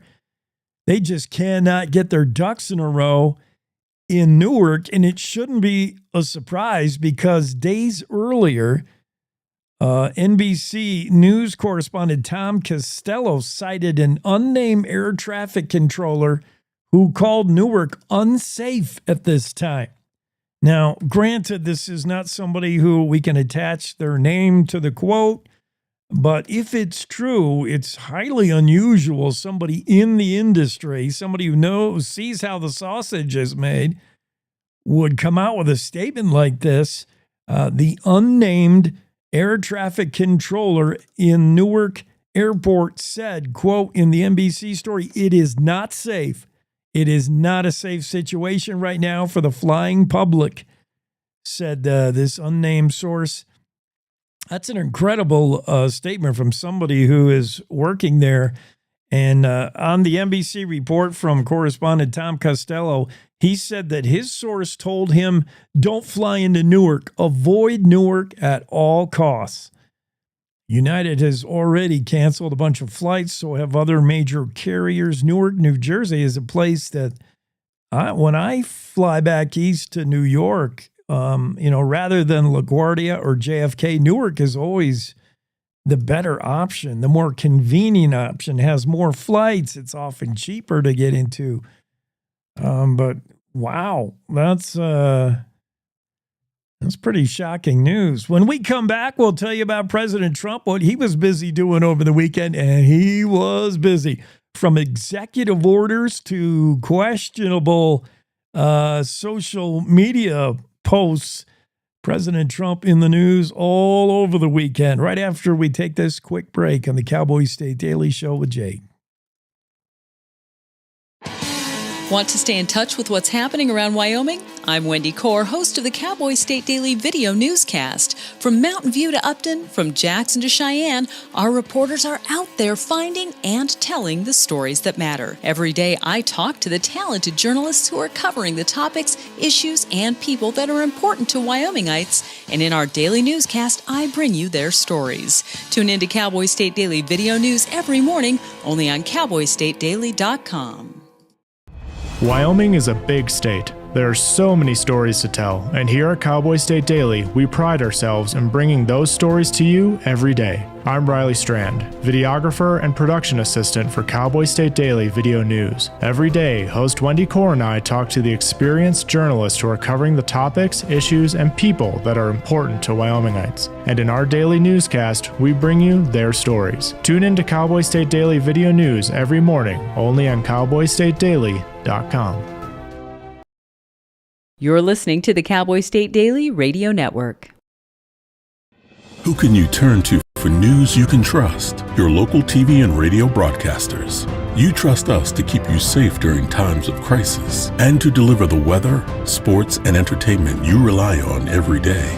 We bring you the facts you need to make decisions that matter. And as misinformation floods social media, you can trust your local stations to deliver the truth. Text TV to 52886 and tell Congress you rely on your local stations for trusted news.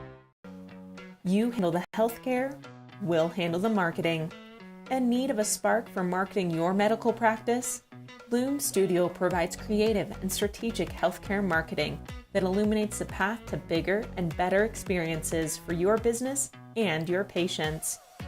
We specialize in branding and design, social media, website design, SEO and SEM, not to mention content creation, public and media relations, and marketing metrics to ensure you're getting results. If you're looking to increase your patient engagement and retention, enhance your community impact, and streamline your marketing efforts, our team is ready to help you achieve your goals. Contact us today and learn more at loomstudio.com.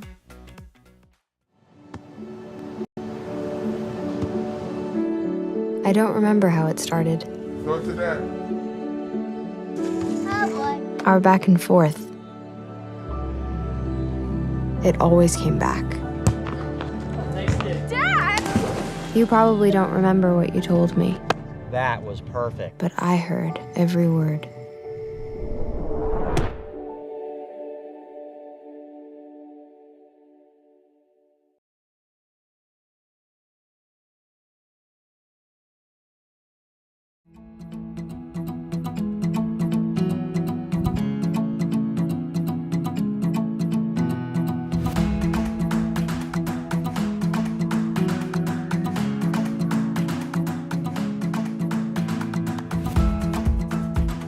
Well, it's the Donald doing Donald things, I guess. Trump all over the news over the weekend. Some of it kind of chuckle-worthy. Some of it really controversial. He had, POTUS had a weekend. Let's just say that. Beginning with the post of President Trump with the AI-generated post of Trump playing the part of the Pope. Basically, a lot of folks have probably seen this by now. It was posted on Donald Trump's socials. I think Trump does not use X. Whatever, he made up his own, whatever it is. And it was shared by the White House, which is even more worrisome. I mean, we know Donald Trump. Oh, it was a post on X. Okay. I mean, we know President Trump is given to some, questionable, outlandish kind of posts and boasts. But to then give that post a bump as the White House, when it seemed everybody else was kind of distancing themselves from President Trump after he posted that AI-generated look of himself as if he were the Pope. This is a week after Pope Francis died. Like, too soon? Kinda. A solemn time for Catholics. By the way, President Trump is not a Catholic. He purports to be a Christian, but he's not a member of the Roman Catholic faith. This did not play well. Widely criticized. After Trump posted it, the White House also posted it. You would think somebody in the White House would have the good sense to say, probably not Donald Trump's best moment. Probably a post he made at 3 a.m. During his first administration, we learned that occasionally the President Trump will post something at 2:30 in the morning that he likely regrets. And the White House bump of this, repost of this is the maybe more surprising part of it. But yeah, even for President Trump, this one's a little beyond the pale. And he's lost just about everybody with this. Even if you're a most staunch Trump supporter, you're kind of just looking the other way on this one. Like, ooh, yeah, really? Although J.D. Vance, if Trump has one buddy that's ready to go to war with him, they're ready to get thrown under the bus and take a bullet for him. It's J.D. Vance. Vance defended the whole thing and kind of explained it off, although his quote didn't make any sense. But yeah, the whole Trump as the Pope did not play well, even certainly not across the Vatican, and even with his buddy, Cardinal Dolan. And those two have been friends. The Archbishop of New York, Cardinal Timothy Dolan, who gave the prayer at his inauguration. I mean, these two are pretty close.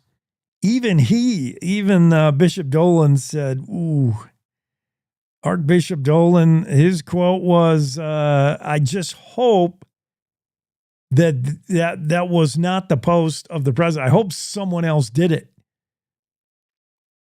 Pope's friend Cardinal Dolan says the Pope photo, quote, wasn't good and hope he didn't have anything to do with that, he said.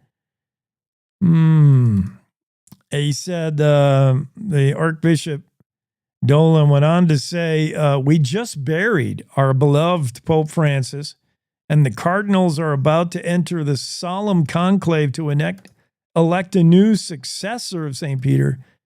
Do not mock us. Yeah, it was too soon, inappropriate. There's no way to defend that post, really, honestly. Trump as Pope. Trump proposing to reopen the Rock is way more fun. I don't mind this. President Donald Trump said in a social media post Sunday, that's how things get announced anymore in the White House. That poor White House spokeswoman can just take a day off. Most things are announced by Trump at 2 a.m. on X. He posted Sunday that he is directing the Bureau of Prisons to rebuild and reopen Alcatraz, the famous prison. He wants it to house America's most ruthless and violent offenders. If you're a terrible, terrible, terrible bad guy, you're going to the Rock. Sounds like a good idea. Once thought to be a prison no one can break out of. Alcatraz, I think they still give the tours, maybe not. But up until not long ago, they were still giving tours of Alcatraz. It still exists. It's probably in, crumbling away. It's in need of a rehabilitation for sure. An estimated 3 to 5 million should get the prison up to working order. I mean, it doesn't have to be the greatest thing, right? It's a prison for the worst of the worst. Designated a historic landmark in 1986, President Trump has posted Sunday he would like to reopen the Rock and make Alcatraz great again.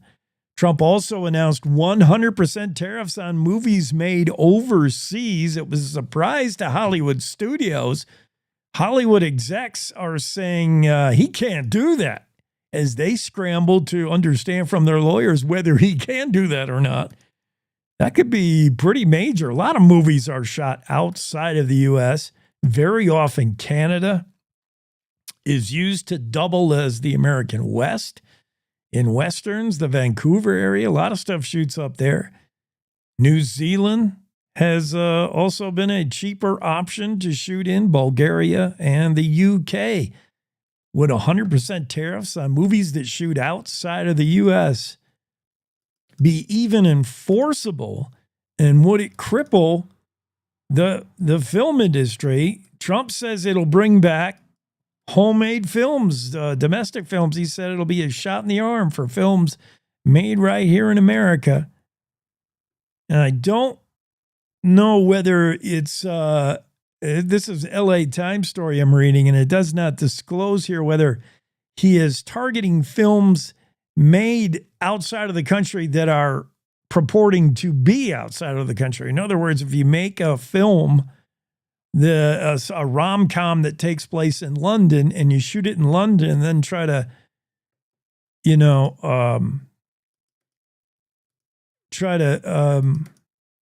distribute it in the U.S., would you be subject to the tariff?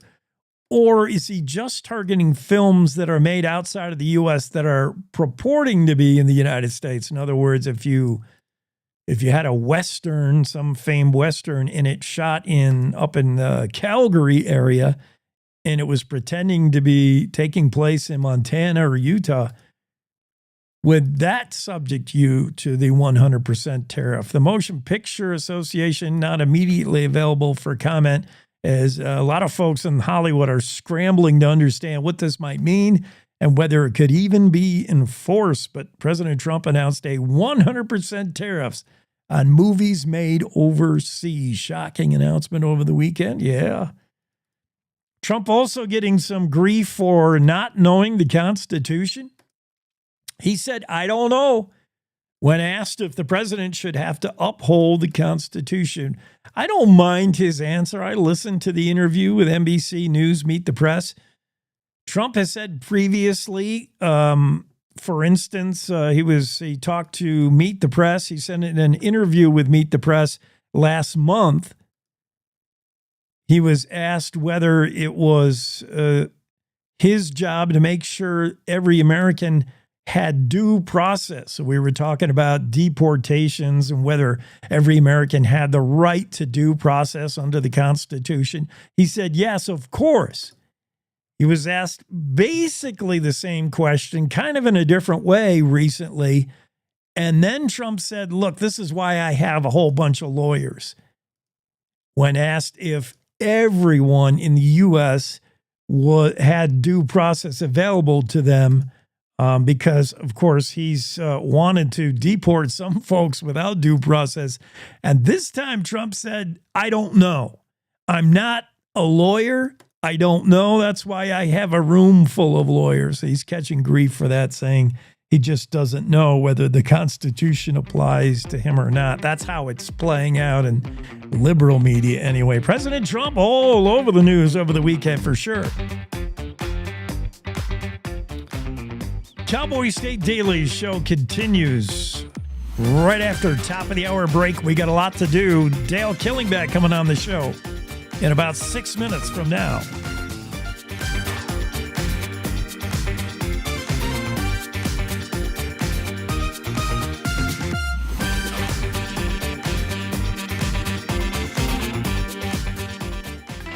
It's time to take a look at what's happening around Wyoming. From the Cowboy State Daily Newsroom, I'm Wendy Core. People who live in rural Wyoming aren't catching any breaks lately when it comes to deliveries of their packages, including medications that they rely on.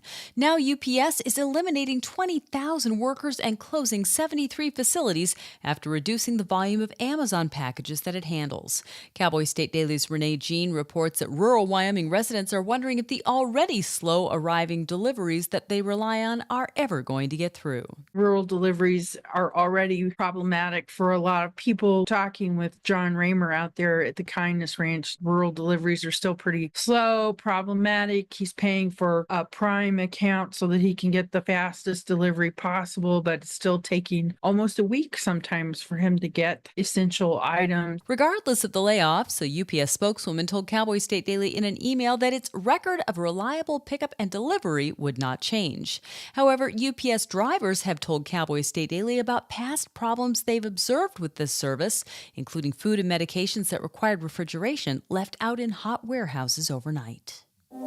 In 2010, a broken-down boat beached in the middle of nowhere on Flaming Gorge Reservoir in southwest Wyoming in a piercing, cold, driving rain put a 3-year-old's life in peril.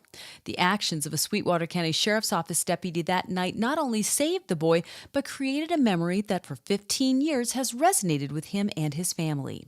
Cowboy State Daily's Dale Killingback reports that when David Liu walks with the Rock Springs High School class of 2025 to get his diploma on May 27th, Sweetwater County Sheriff's Detective Sergeant Jeff Shaman plans to be the one to give it to him at Liu's request. One day earlier this year, a young man walked into the sheriff department there in Sweetwater County and invited him to be the man to hand him his diploma at Rock Springs High School later this month. And it turned out that that young man was a 3-year-old that he rescued as a deputy on an operation at a reservoir. It just made his retirement very positive as he's leaving his career. Shaman had made the decision to retire earlier this year after the horrific tragedy at the Green River Tunnel. So he said this event will end his career on a much more heartwarming note. The intertwining story of 2 Casper families includes elements of undaunted tenacity in the face of seemingly impossible odds, tragedy, inspiration, and healing. and dogs, because after all, dogs make any story better. Cowboy State Daily's Mark Hines brings us the story of 9-year-old Mikey Jonathan, whose life was derailed because of a brain tumor, and Colleen and Joshua Pike, the couple who's training a dog that will help the boy navigate life. Against all doctors' predictions, he's gotten to the point where he can sit up, he can walk a little bit, he can communicate a little bit verbally. His family is working to raise money to get him a service dog, because for him to truly be able to gain independence and give his mom a break from the 24/7 care, he's going to need a service dog. Mikey's parents have launched a GoFundMe campaign for a $7,000 down payment on the service dog. I'll be back with more news right after this. Are you fabulous and 55? Are you ready to use your valuable time and talent to give back? Join Serve Wyoming through the AmeriCorps Seniors Retired and Senior Volunteer Program, or RSVP, and make a positive impact on your community. With a lifetime of skills and experiences, you're exactly what your community needs. Whether you're itching to lend a hand or your organization could use some extra support, we've got you covered. Call Sarah Roberts at Serve Wyoming at 307-234-3428 or RSVP at servewyoming.org. Nestled in the parking lot of a Cheyenne truck stop is a small chapel, a haven for truckers seeking church or a sympathetic ear. Cowboy State Daily videographers Riley Strand and Hannah Brock spent a Sunday morning with the couple who runs the chapel, Chaplain Alan Mady and his wife Christy. The pair also supports drivers with advice they draw on from their more than 2 decades in the trucking industry. We see stories of serious wrecks involving trucks every single day of the week, and some of those are preventable. Some of them were because of driver behavior. Whether chapels can do anything about it, to some extent we can, but in the long run, it's driver responsibility. I'll extend a helping hand, but you can't drag someone out. Alan points out that truck driving is a taxing, lonely job, with some truckers turning to drugs, alcohol, or other damaging habits to cope. At the chapel, drivers can find an ear willing to listen and guide them back on the right roads. And that's today's news. Get your free digital subscription to Wyoming's only statewide newspaper by hitting the daily newsletter button on cowboystatedaily.com. I'm Wendy Core for Cowboy State Daily.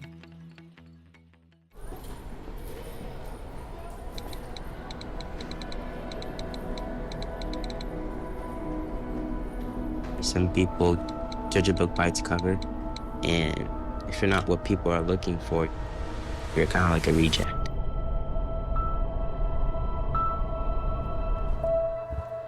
At school, it feels like everyone's staring at me and I'm just kind of not really a person. Sometimes I can't believe that you could be proud of me if I'm not proud of myself. It just feels hard today. Nobody was listening to me. Think of our best times together. Let's do more of that. Try to understand me more, and I'll try to do the same. Listening is a form of love. Find ways to support your kids at soundidouttogether.org.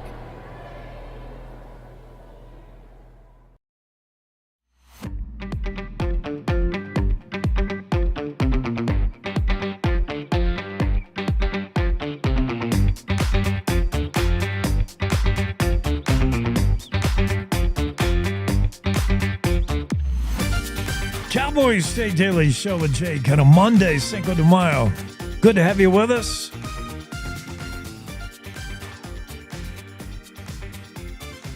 We'll get Dale Killing back in the room here once I open the Zoom room. Whoops, I forgot to open it up. Sorry, Dale. Dale's got a couple of interesting stories in the Cowboy State Daily over the weekend. And we'll dive right in.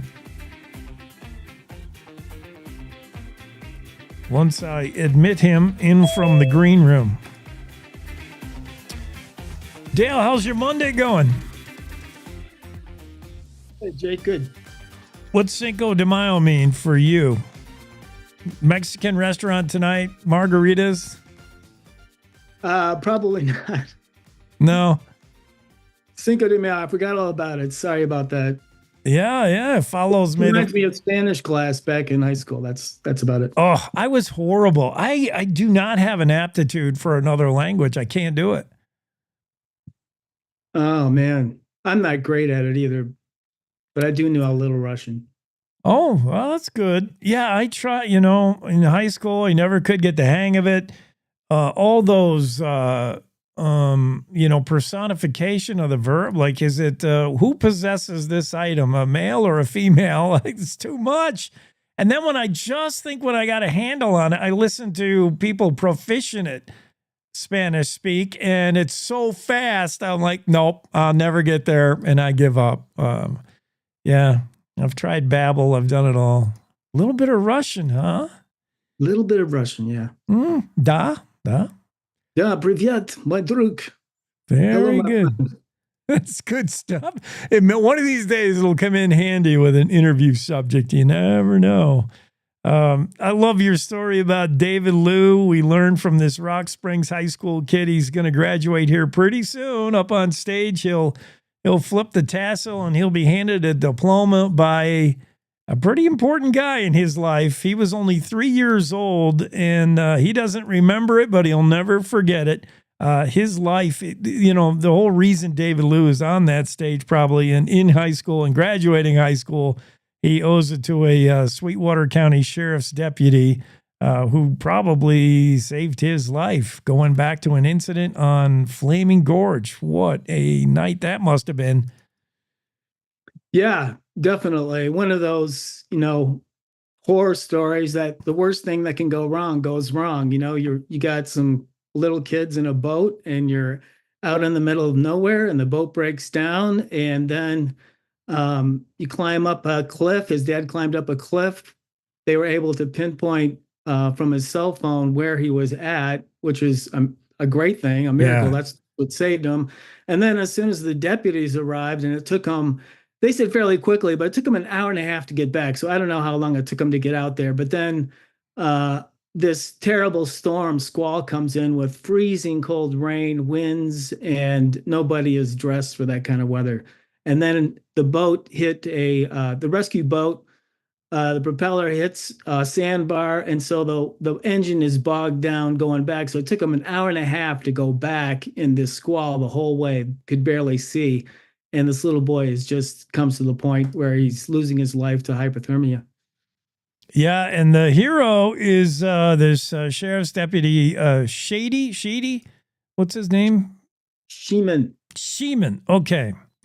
And he mentions you mentioned in the story about his recollection of the night. This is July 20th, the night of it. So it's late at night and it's during a storm, but it's July. And this officer said, "Look, I've been in Wyoming for like almost 50 years. I have never been that cold." So he understood what that, he's got folks not ready for this kind of weather. They've been exposed to it for a while until emergency responders could get there, nowhere to take cover. And this kid, this 3-year-old, he was like holding him, trying to get him some body warmth, and he was not moving, no signs of life for a while. Ooh.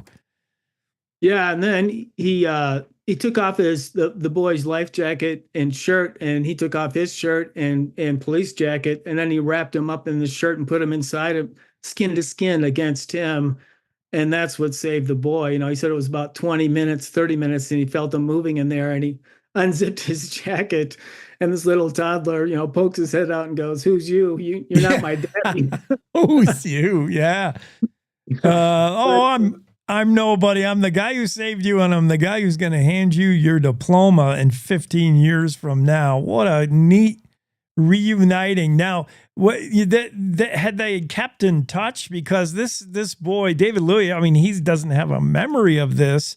Obviously, he knows the story. It's probably been told many times in the family. What was the relationship up until he said, "I want you to hand me that diploma. You're important"?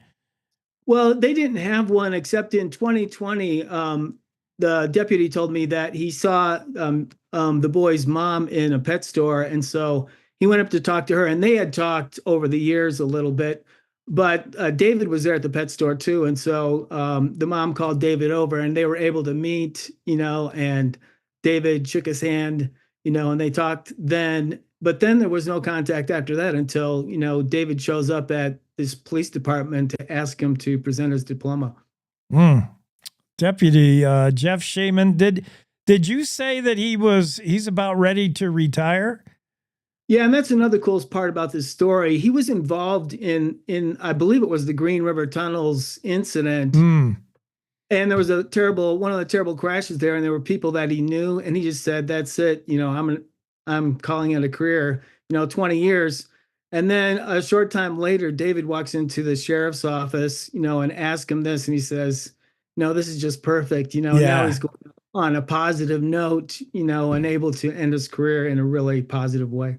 Kismet, the last action for Sweetwater County Sheriff's Office, will be able to hand this young man his high school diploma. Somebody who, boy, just lucky to be there, David Lou. But yeah, great story. How did you find that story out? Well, this was something actually that the sheriff's office had sent out a little release on that, but we just took it and did a lot more. To it. Deserves a lot more. Awesome. Cheyenne used to be, a real big, important hub to United Airlines. We learned over the weekend that nobody should fly in or out of Newark right now at Newark Airport. United's canceled a bunch of flights, but United at one time, before they canceled completely Cheyenne, they had Cheyenne as a pretty important hub, not necessarily for commercial travel. What were they doing in the 30s and 40s in Cheyenne?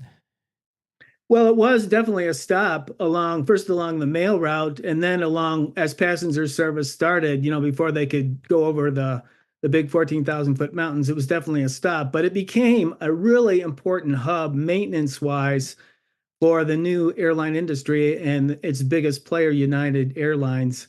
And so they had, a huge maintenance shop with 5 hangars. They'd overhaul engines there after 350 hours. They trained pilots there. They trained stewardesses there. So it was a really key place in the early aviation industry as airlines started to develop across the country. And was anything particular about Casper? I mean, it's an important city, I guess, if you're out west. Well, the key thing was that it was in the center between Chicago and San Francisco. There are other hubs. And so, like if a plane broke down in San Francisco to get it all the way to Chicago to get its major maintenance, that's a lot farther than Cheyenne, right? So they put it in the center, and logistically it made a lot of sense for them. And then I was just gonna say, in the war, it became a lot more important because the maintenance center there and the guys that performed that maintenance were really good at what they did, and so they used them to take B-17 bombers and finish them off for the U.S. Army Air Corps. So you see why that would be important to United. Why Cheyenne would be considered the air capital of the West. But by early 1960s, that was over. United kind of pulled out of doing all that. What did they go? Denver looked more attractive. What was the reasoning to leave Cheyenne? Yeah, Denver was more attractive. They had planes that were pressurized that could go over the 14,000-foot mountains. And it just wasn't, you could fly a lot farther than, between stops. And so it just became bypass, basically. Yeah. And what remains of that in Cheyenne? I mean, Cheyenne still has an airport. Is that, any buildings, anything that would conjure up images of what it was like United in Cheyenne in the 40s? There is a hangar there at the airport. There's the original terminal that was built that now houses a Y-Dot Aeronautics Commission and some other little offices. And then there is a fountain on 8th Street in Cheyenne that United built, which is pretty funny because they were called 247 airplanes. And I guess they didn't work for the airlines, but they have them all over this fountain. Yeah. And they end up quickly having to get rid of them and go to DC-3 aircraft. But this fountain shows these failed 247 aircraft on it. So these 247s were going to be the next big thing. Well, maybe not. Yeah, and Cheyenne should have been the next big thing for United Airlines, the hub of maintenance and training back in the heydays, 30s, 40s. But By 1961, it was all over. Lost to history, but not lost completely because Dale Killingbeck found the scoop. Good story, Dale. Hey, thanks, Jake. Have a great day. Monday. You too. Cowboy State Daily Show with Jake, and we roll on through our home stretch here on a Cinco de Mayo Monday. Moving on to other stories. I got to reset and get ready. Clear my palate, so to speak. We'll be back after this quick break. More in the Cowboy State Daily Show with Jake up next, right after these. To the Teton Range, Cheyenne to Sheridan, Rawlins to Ralston, Cowboy State Daily Morning Show covers the state like no other radio show or podcast. We love Lovell. We're eager to share the stories of Story, Will Crow About Crowheart, and Yodel Over Yoder. Whether you make your home in Sweetwater, Chugwater, Powder River, or Green River, the Cowboy State Daily Morning Show will make you feel right at home. Jeffrey City, Atlantic City, we see you. Little America, Big Piney, you're on our radar. Howdy, Wapiti, Meeteetse, Shoshone, Ten Sleep, good morning. Welcome, Torrington, Riverton, Wheatland, Lusk, Lingle, Lander, Timber, Casey, Kerwin, Moorcroft, Mountain View, Moose, Fort Bridger, Fort Laramie, Fort Washington, Hannah, Hudson, Hewlett, Dayton, Daniel, and DuBois. We are east of Weston, west of Midwest, north of Newcastle, and south of Sundance. Border to border, we love Wyoming and every one of its communities, bar none. This is the Cowboy State Daily Radio Network. Meet Norm. He lives with anxiety, but with the help of this latest innovation from Be Normal, he can be normal, just like everyone else. With the swipe of a finger, you can project happiness, confidence, machismo. Why settle for being real when you can be normal? The Normal Maker. New from Be Normal. This item doesn't really work because there's no such thing as normal. We're all different. What we like, how our brains work. In fact, 1 in 5 of us live with mental illness. Don't filter who you are. Start by talking to someone you trust. And remember, there is no normal. Nestled between Casper Mountain and the North Platte River, you'll find the heart of Wyoming. With a bustling downtown centered around our outdoor haven, Casper is for adventurers, freedom seekers, and rule breakers who find beauty off the beaten path. So if touchable history, a vibrant community, and uninterrupted outdoor recreation define your travel itinerary, allow us to welcome you to the one and only Casper, Wyoming. Plan your trip at visitcasper.com. Love is a lesson that doesn't end. It knows no conditions, so you better buckle in. Love keeps you on your toes. It never stops, only grows. Love isn't easy. It's a commitment, especially when they're being their most resistant. Love is being prepared for the journey ahead. Love doesn't let any concerns go unsaid. Love is finding the right seat so you can take a breath. But remember, love isn't lax. It always double checks. Check that your kids are in the right seat at nhtsa.gov/the right seat. Love protects.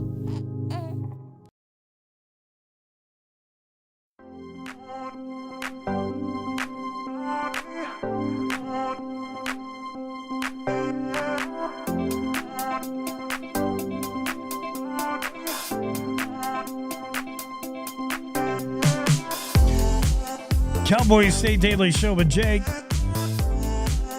Story from Andrew Rossi. How do you practice for calving season? You know, there is a place you can practice. There is something you can practice with. Andrew Rossi has a story about a life-size rubber cows and somewhere you can go to practice calving. Personally, been there, done that. I didn't get any practice. My initiation into calving, into assisting on a particularly tough birth, a breech, happened quite by chance in Ames, Iowa. I'll tell you about that in a minute. But this story from Andrew Rossi, North Dakota State University Extension in Ward County gives ranchers and their children and anybody who wants to learn kind of the ins and outs, excuse the pun, of pulling calves. Calving season, one of the most important and stressful times for ranchers, for sure. And if calves aren't perfectly positioned for birth, if mama cow needs some assistance, you better know what you're doing. Practice makes perfect. And many ranchers have turned to a calving simulator. You can find it in North Dakota State University in Minot. Life-sized steel reinforced cow made of epoxy fiberglass and a 70-pound unborn rubber calf inside. Veterinarian Kelly Schaefer said it can not only help with simulate the birthing process, especially when calves are not coming out correctly or usually backwards, but it's amazing tool for first timers to get hands-on experience. Pretty cool, this school. And great photograph of a kid doing the chain pull. Oh, man. I've done that, kid. It is not fun when you have a breech birth. So, yeah, my experience with this did not come at a university. It came hands-on, like, are we really doing this? I had a buddy, trying to think of his name now. I want to say his name was Greg. I can't remember. I cowboyed with him in Colorado. I worked in Estes Park, Longmont, Loveland, Craig, Winter Haven. I worked all over Colorado on various ranches. And I worked with this guy one summer. And he lived in Iowa, where he worked on I think it was a dairy farm, dairy ranch. It might have been beef cows. He also was raising Razorback pigs. He was doing the whole farm thing, man. And I agreed to go meet him for a weekend. He's like, you got to come out to Iowa. It's pretty cool. And I thought, all right. I went to meet him for a weekend, and I learned several farm ranch lessons that I was not exposed to. He and I worked together on horse ranches. So, I didn't have a lot of cattle experience. I had some. I could rope a cow. I knew some things about a cow. I didn't have any experience with pigs. So first day of the weekend I'm there, he's like, come on, you got to come out and help me feed the pigs. And he said, put these on. And it was a pair of full-length chaps like you would wear riding, cowboy. Only these chaps had a battery. They were battery powered. I'm like, well, what's the battery for? He's like, that's to electrify the chaps. Why do you need electric leggings? He's like, because when you get in there with the Razorback pigs and they're hungry, they're going to want to eat you. Now, these pigs were foul, man. They were so aggressive. I couldn't believe it. And if you didn't have these electrified chaps on, that anytime a pig came near you and touched them, he'd get zapped. And if it weren't for that, these pigs probably would have eaten you alive. They would eat anything. And they were horrible. They'd knock you over and they would eat you right on the spot. So I learned that lesson. And then I learned the lesson of calf pulling, which if you've never had the opportunity, I highly recommend.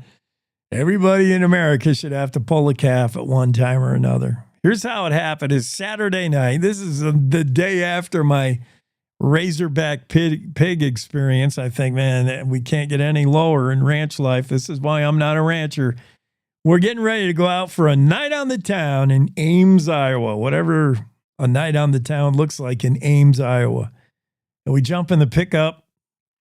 We're all dialed up in our Saturday night best. We're going to impress the ranch girls in Ames, Iowa. And we're driving out his mile-long driveway, my friend, and he stops. And he looks up at yonder hilltop there, and he says, uh-oh. I said, what do you mean, uh-oh? He's like, give me the field glasses. They're in the glove compartment. I give him the binoculars. He puts them. He's like, uh-oh. He says it again. What? He said, cow 620, she's down. He knew the cows by the ear tags. I don't know if he could read the ear tag from that far away or if he just knew that's who it was. But it was calving season, and he was, keeping an eye on all the mama cows were about ready to deliver, and he knew right away. He said, oh, it's 620. She's down. And that wasn't good. So our night on the town is interrupted, and we got to go up there in a four-wheeler. And yeah, Mama Cow 620, she's down and struggling with her birth. And my buddy looks in, reaches in. Oh yeah, reaches in. He said, oh, we got a breech. His calf is coming out, not head first, but feet first. That's bad. That means you got to pull that calf out, and you have a limited amount of time before that calf suffocates, basically. You got to do it quickly if you want to save cow and or calf. So you got to pull them. And we both get a grip as best we could on the back legs, but it's slippery and we can't pull this calf. So you got to go get a chain or a rope. We didn't have a calf pulling chain handy, but we had rope. And he leaves me with the whole mess. He runs down with a four-wheeler to get a horse, comes back with a horse. And we tie off the calf's back legs to the horse and the saddle horn, and he gently pulls this calf out of mama with using the horse, taking one slow step forward, pull the calf by the back legs right out of the back of this cow. And that calf is dead. Stillbirth.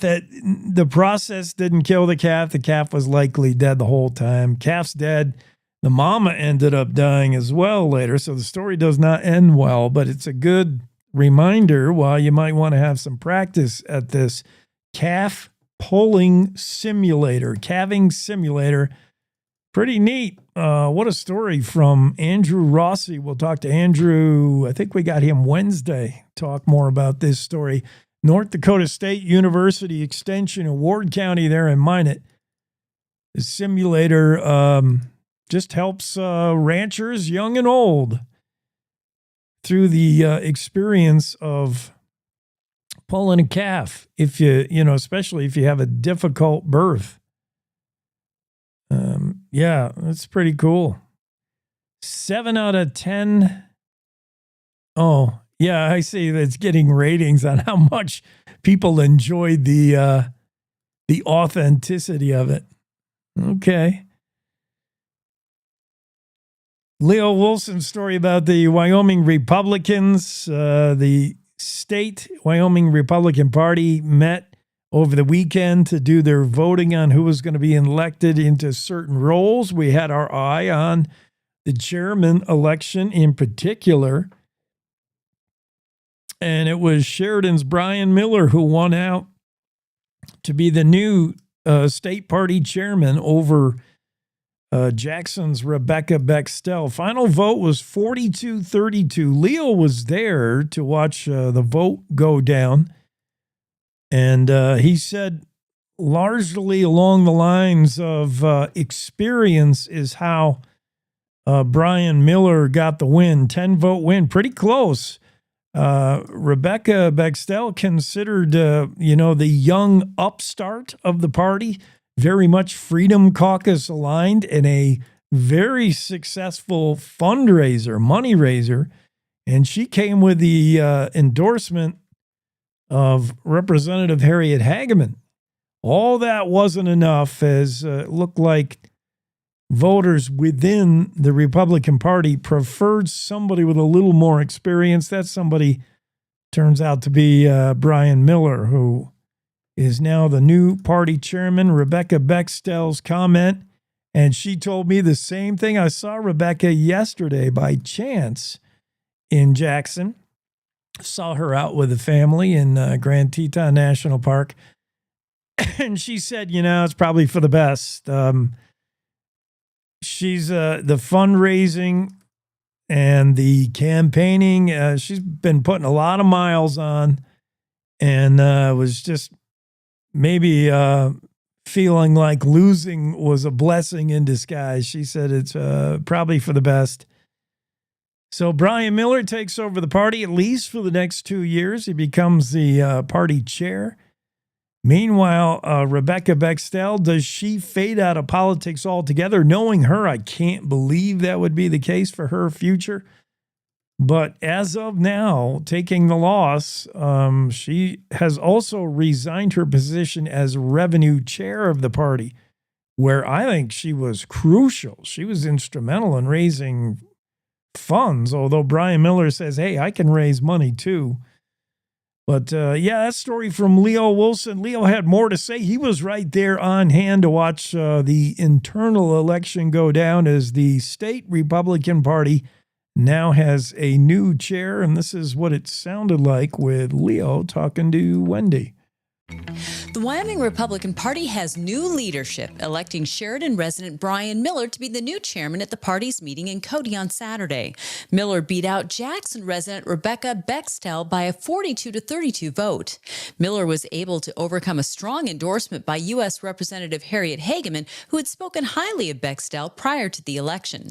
Cowboy State Daily's Leo Wolfson was at the meeting and reports that Miller's experience won over the voters. Him and Bextel are both very conservative. Bextel has really made a name for herself, but she's a much more recent newcomer. She's been really kind of staunchly going after getting donors and a lot of money for the party. It's kind of impressive that she was even competitive in this race, all things considered. But at the end of the day, Miller is going to be leading the party for the next 2 years at least. A theme running through Saturday's party election was unity, with many candidates calling for an end to infighting that's divided Wyoming Republicans.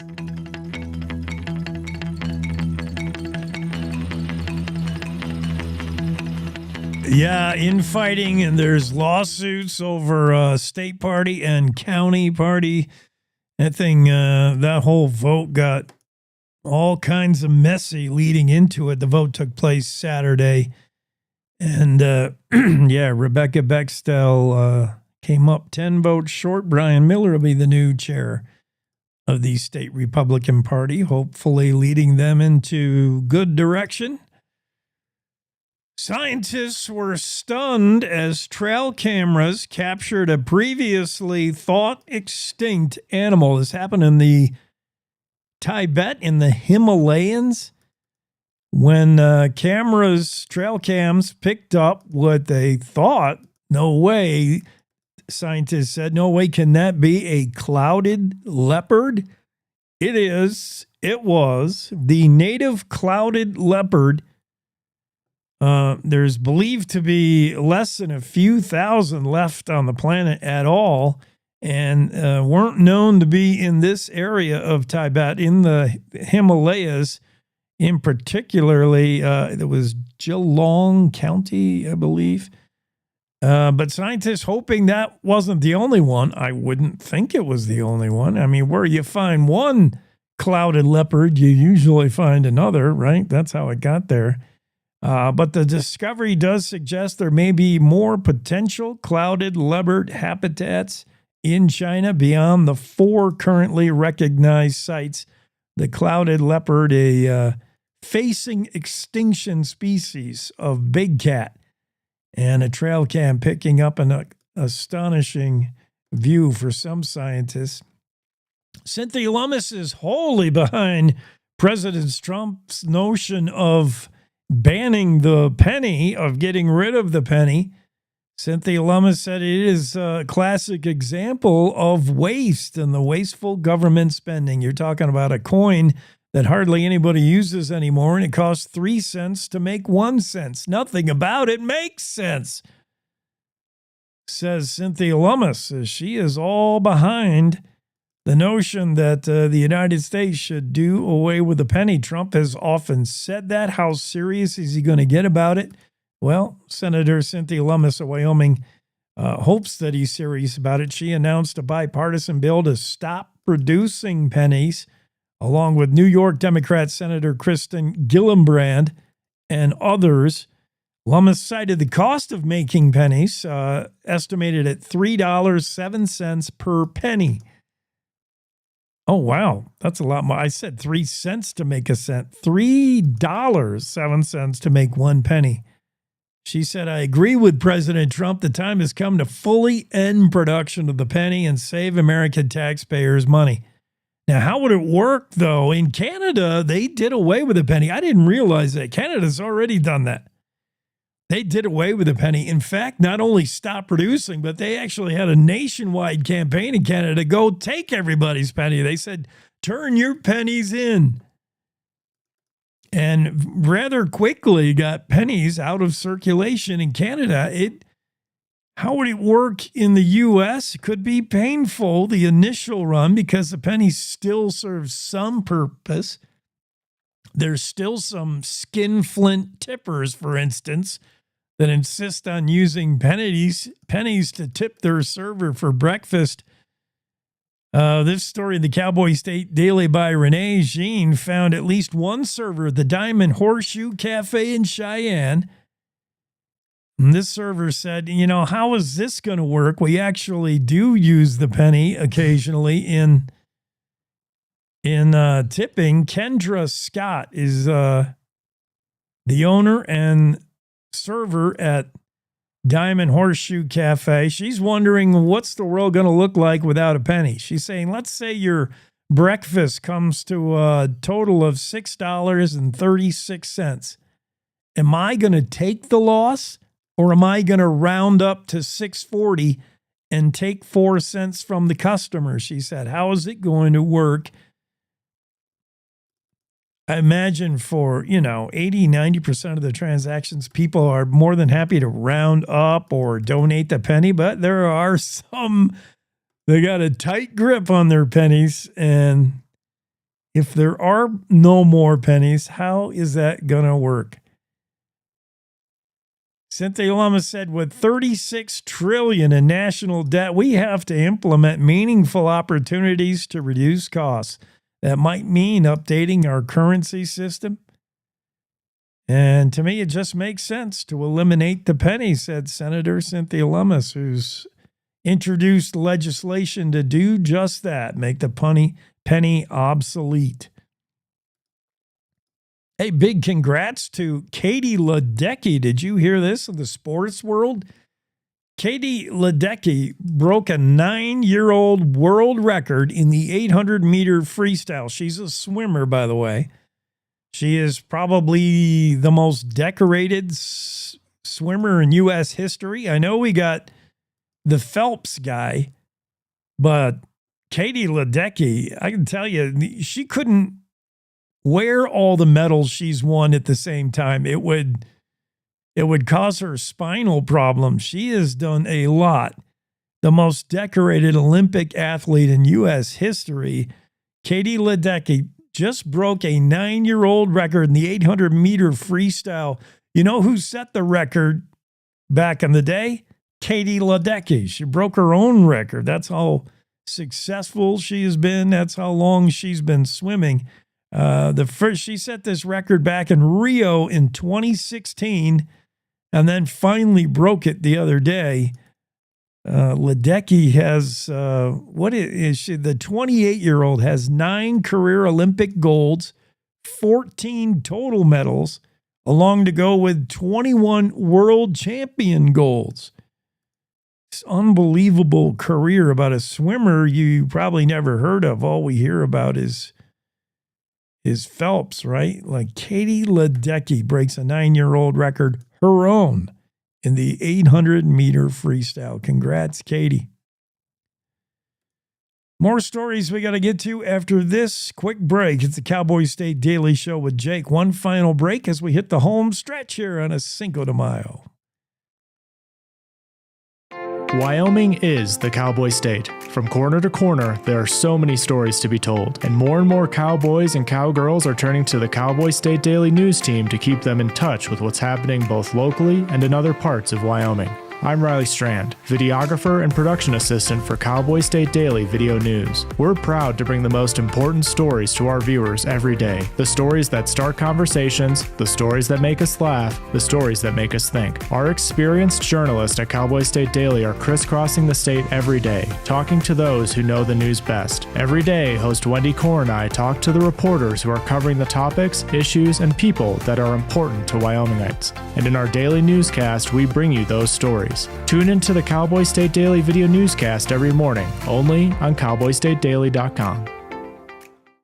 You're listening to the Cowboy State Daily Radio Network.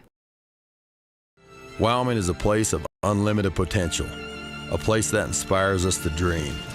Since 2014, Wyo Lotto has given back over $180 million to our great state through transfers, winnings, commissions, and more.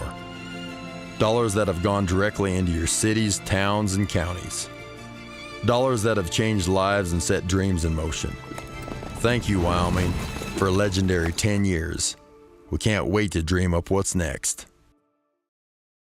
The climate that we're operating under has everyone on the defensive. You see a person and you automatically put them in a box and say, well, this is what this person should be like. All of this ostracizing people, what are we afraid of? We're called to love one another. It can't be, I reject you as a person. This country's been through so much. Its people has been through so much. Why can't we fix this? Do we have issues we have to deal with? Yes, we do. But we're not going to be able to deal with them if we're fighting and yelling at each other and not listening.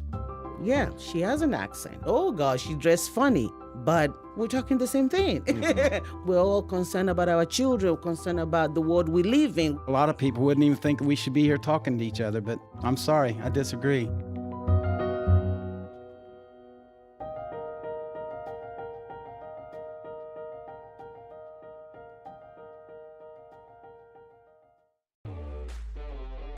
Year after year, we continue to serve new neighbors across our state.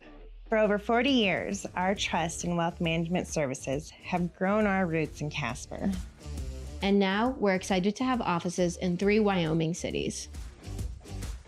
We're here to help you achieve your financial goals and provide the kind of service that you expect from a Wyoming business. Because at Hilltop Bank, community means Wyoming.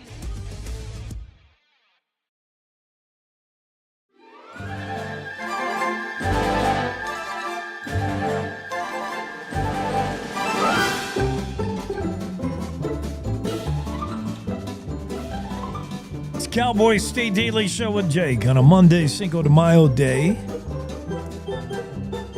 Well, we've covered a lot of ground already for a holiday. I think it is off to the blender for frozen margs.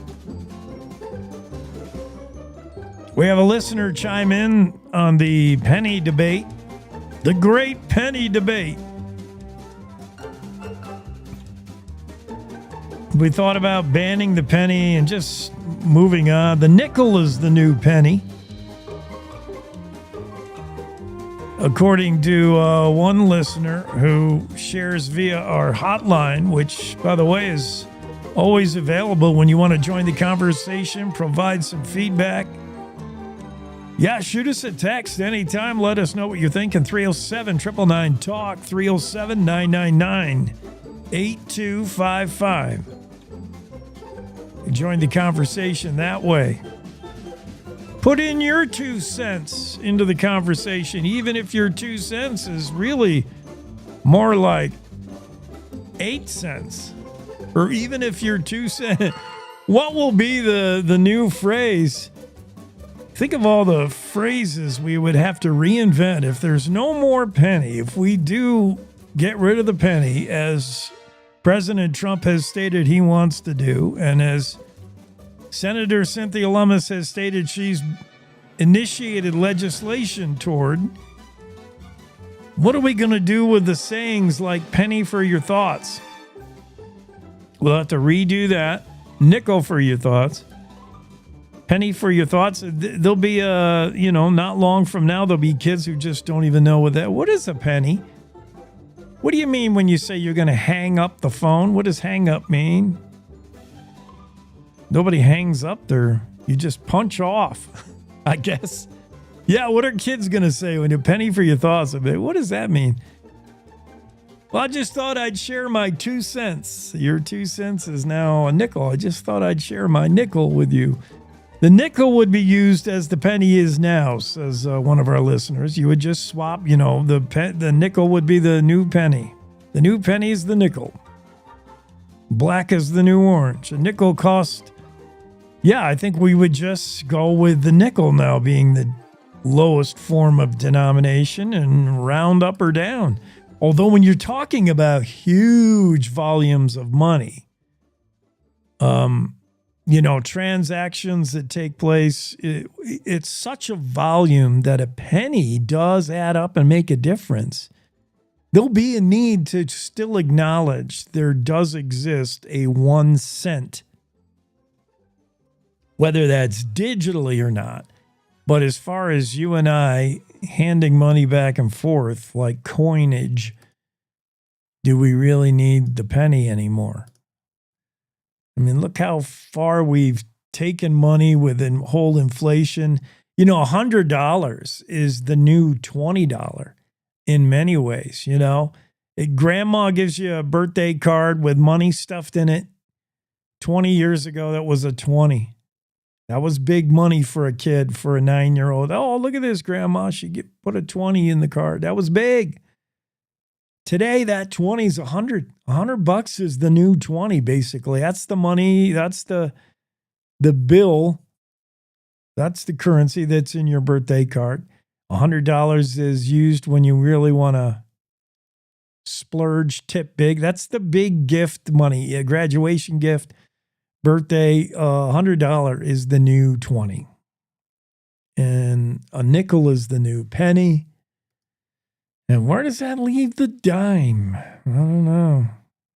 We kind of, nobody's even carrying money anymore. It's definitely coins are going by the wayside. Just as NPR and PBS might be going by the wayside, Wyoming delegation in full support of Trump's order to defund NPR and PBS. President Trump said, no more taxpayer money for National Public Radio and the public broadcasting system. At one time, they were thought of as being important to public media, to have an unbiased source that would be taxpayer funded. Maybe this day and age, we don't need a PBS and an NPR, says President Trump, certainly because they are far from biased. Representative Harriet Hageman went so far as to saying we should not be funding a leftist propaganda. Senator John Barrasso, not quite as punchy with his quote, but he said they being PBS and NPR, have failed to be non-biased. Hageman, Barrasso, throw Lummis in there as well. They're all backing Trump's notion to starve PBS and NPR of tax money and basically eliminate them at some point. He's pursuing that. Back when they were established in the late 1960s, the media landscape was filled with different kinds of programming, abundant, diverse, innovative news options, Trump said. At the very least, Americans have the right to expect that if their tax dollars fund public broadcasting at all, President Trump says, that they fund only fair, accurate, unbiased, and nonpartisan news coverage. President Trump says he does not see that today. He sees it very left-leaning, and Wyoming delegation, including Barrasso, Lummis, and Hageman, agree. NPR, PBS have become unreliable, unbiased, or biased, rather, and very left-leaning. Andrew Rossi's story about the Cody woman who's made it her business to be first in line When Yellowstone opens, she's always the first car at the east entrance, and she has been for now 7 straight years. Stacy Boisseau. Perhaps I'm not saying that right. Stacy, you would know it. She's got a French name, and no matter how you pronounce it in French, it wouldn't be correct with me doing it. The French would say that's not how you say it. 7th straight year, Stacy Boisseau of Cody was first in line at the east entrance. She's made it a tradition. She just gets up earlier than the rest of us. She's always there, parked first in line. She wasn't alone.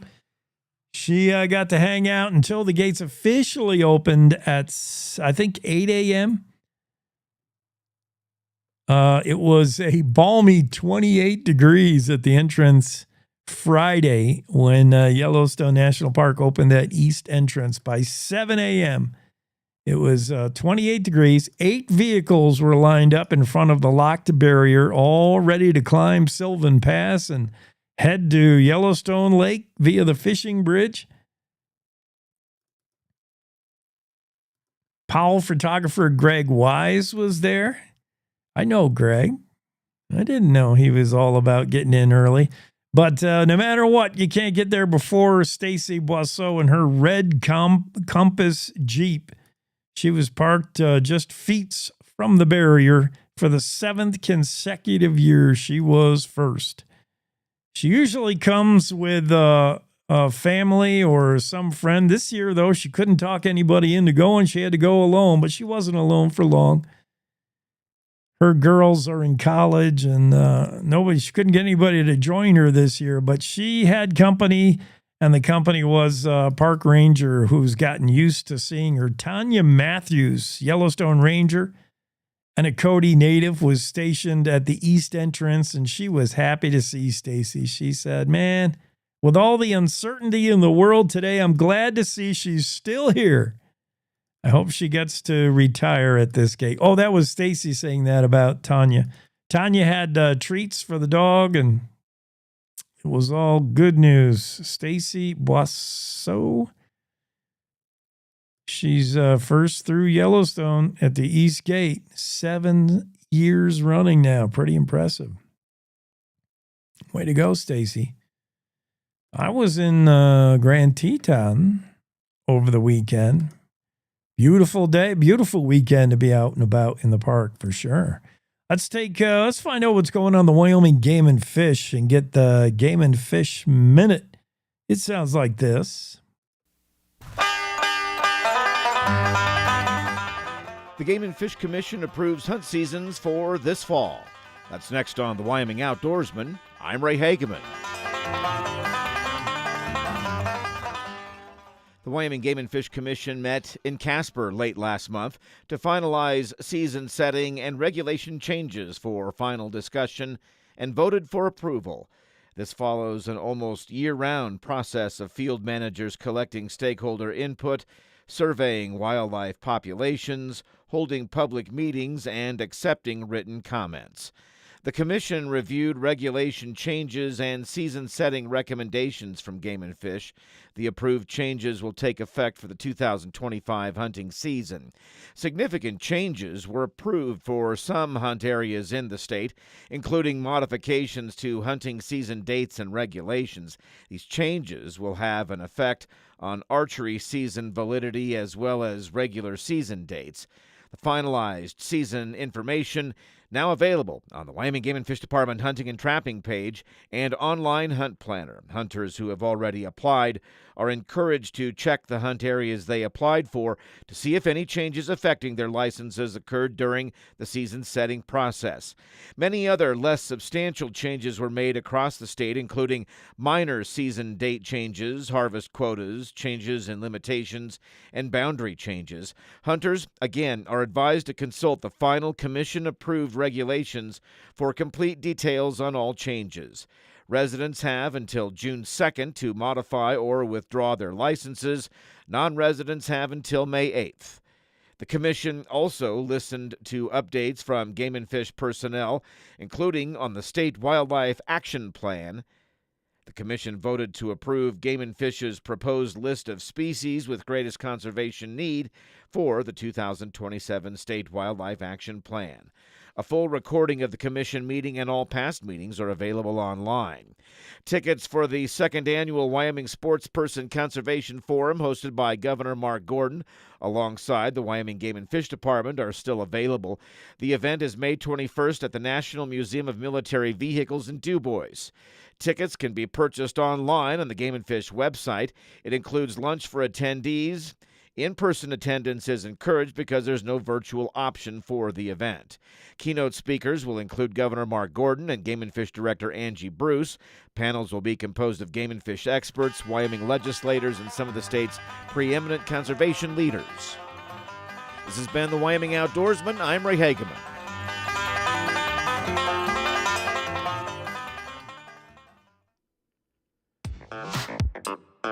We're back. Cowboy State Daily Morning Show with Jake continues.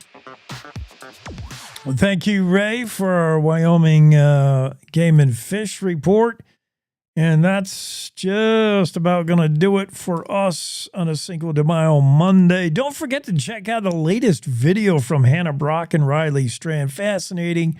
Great job, as always, those two with a really nice job. Cheyenne's Truck Stop Chapel, a place where truckers find peace.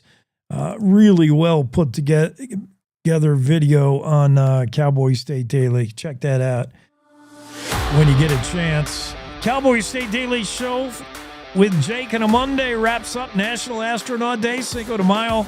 Here's what we did today. Casper Boy with a brain tumor defies odds and wants a service dog now. Outdoor recreation tourism industry booming in Wyoming. Are communities like Pinedale, Afton prepared? Wyoming Republicans choose Sheridan's Brian Miller over Jackson's Rebecca Bextel as their new chair.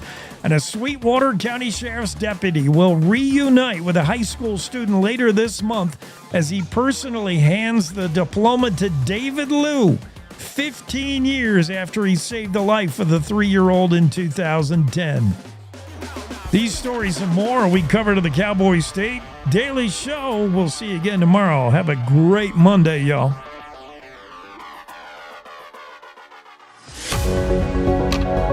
Good morning. This is the Cowboy State Daily Morning Show with Jake. The new way Wyoming wakes up.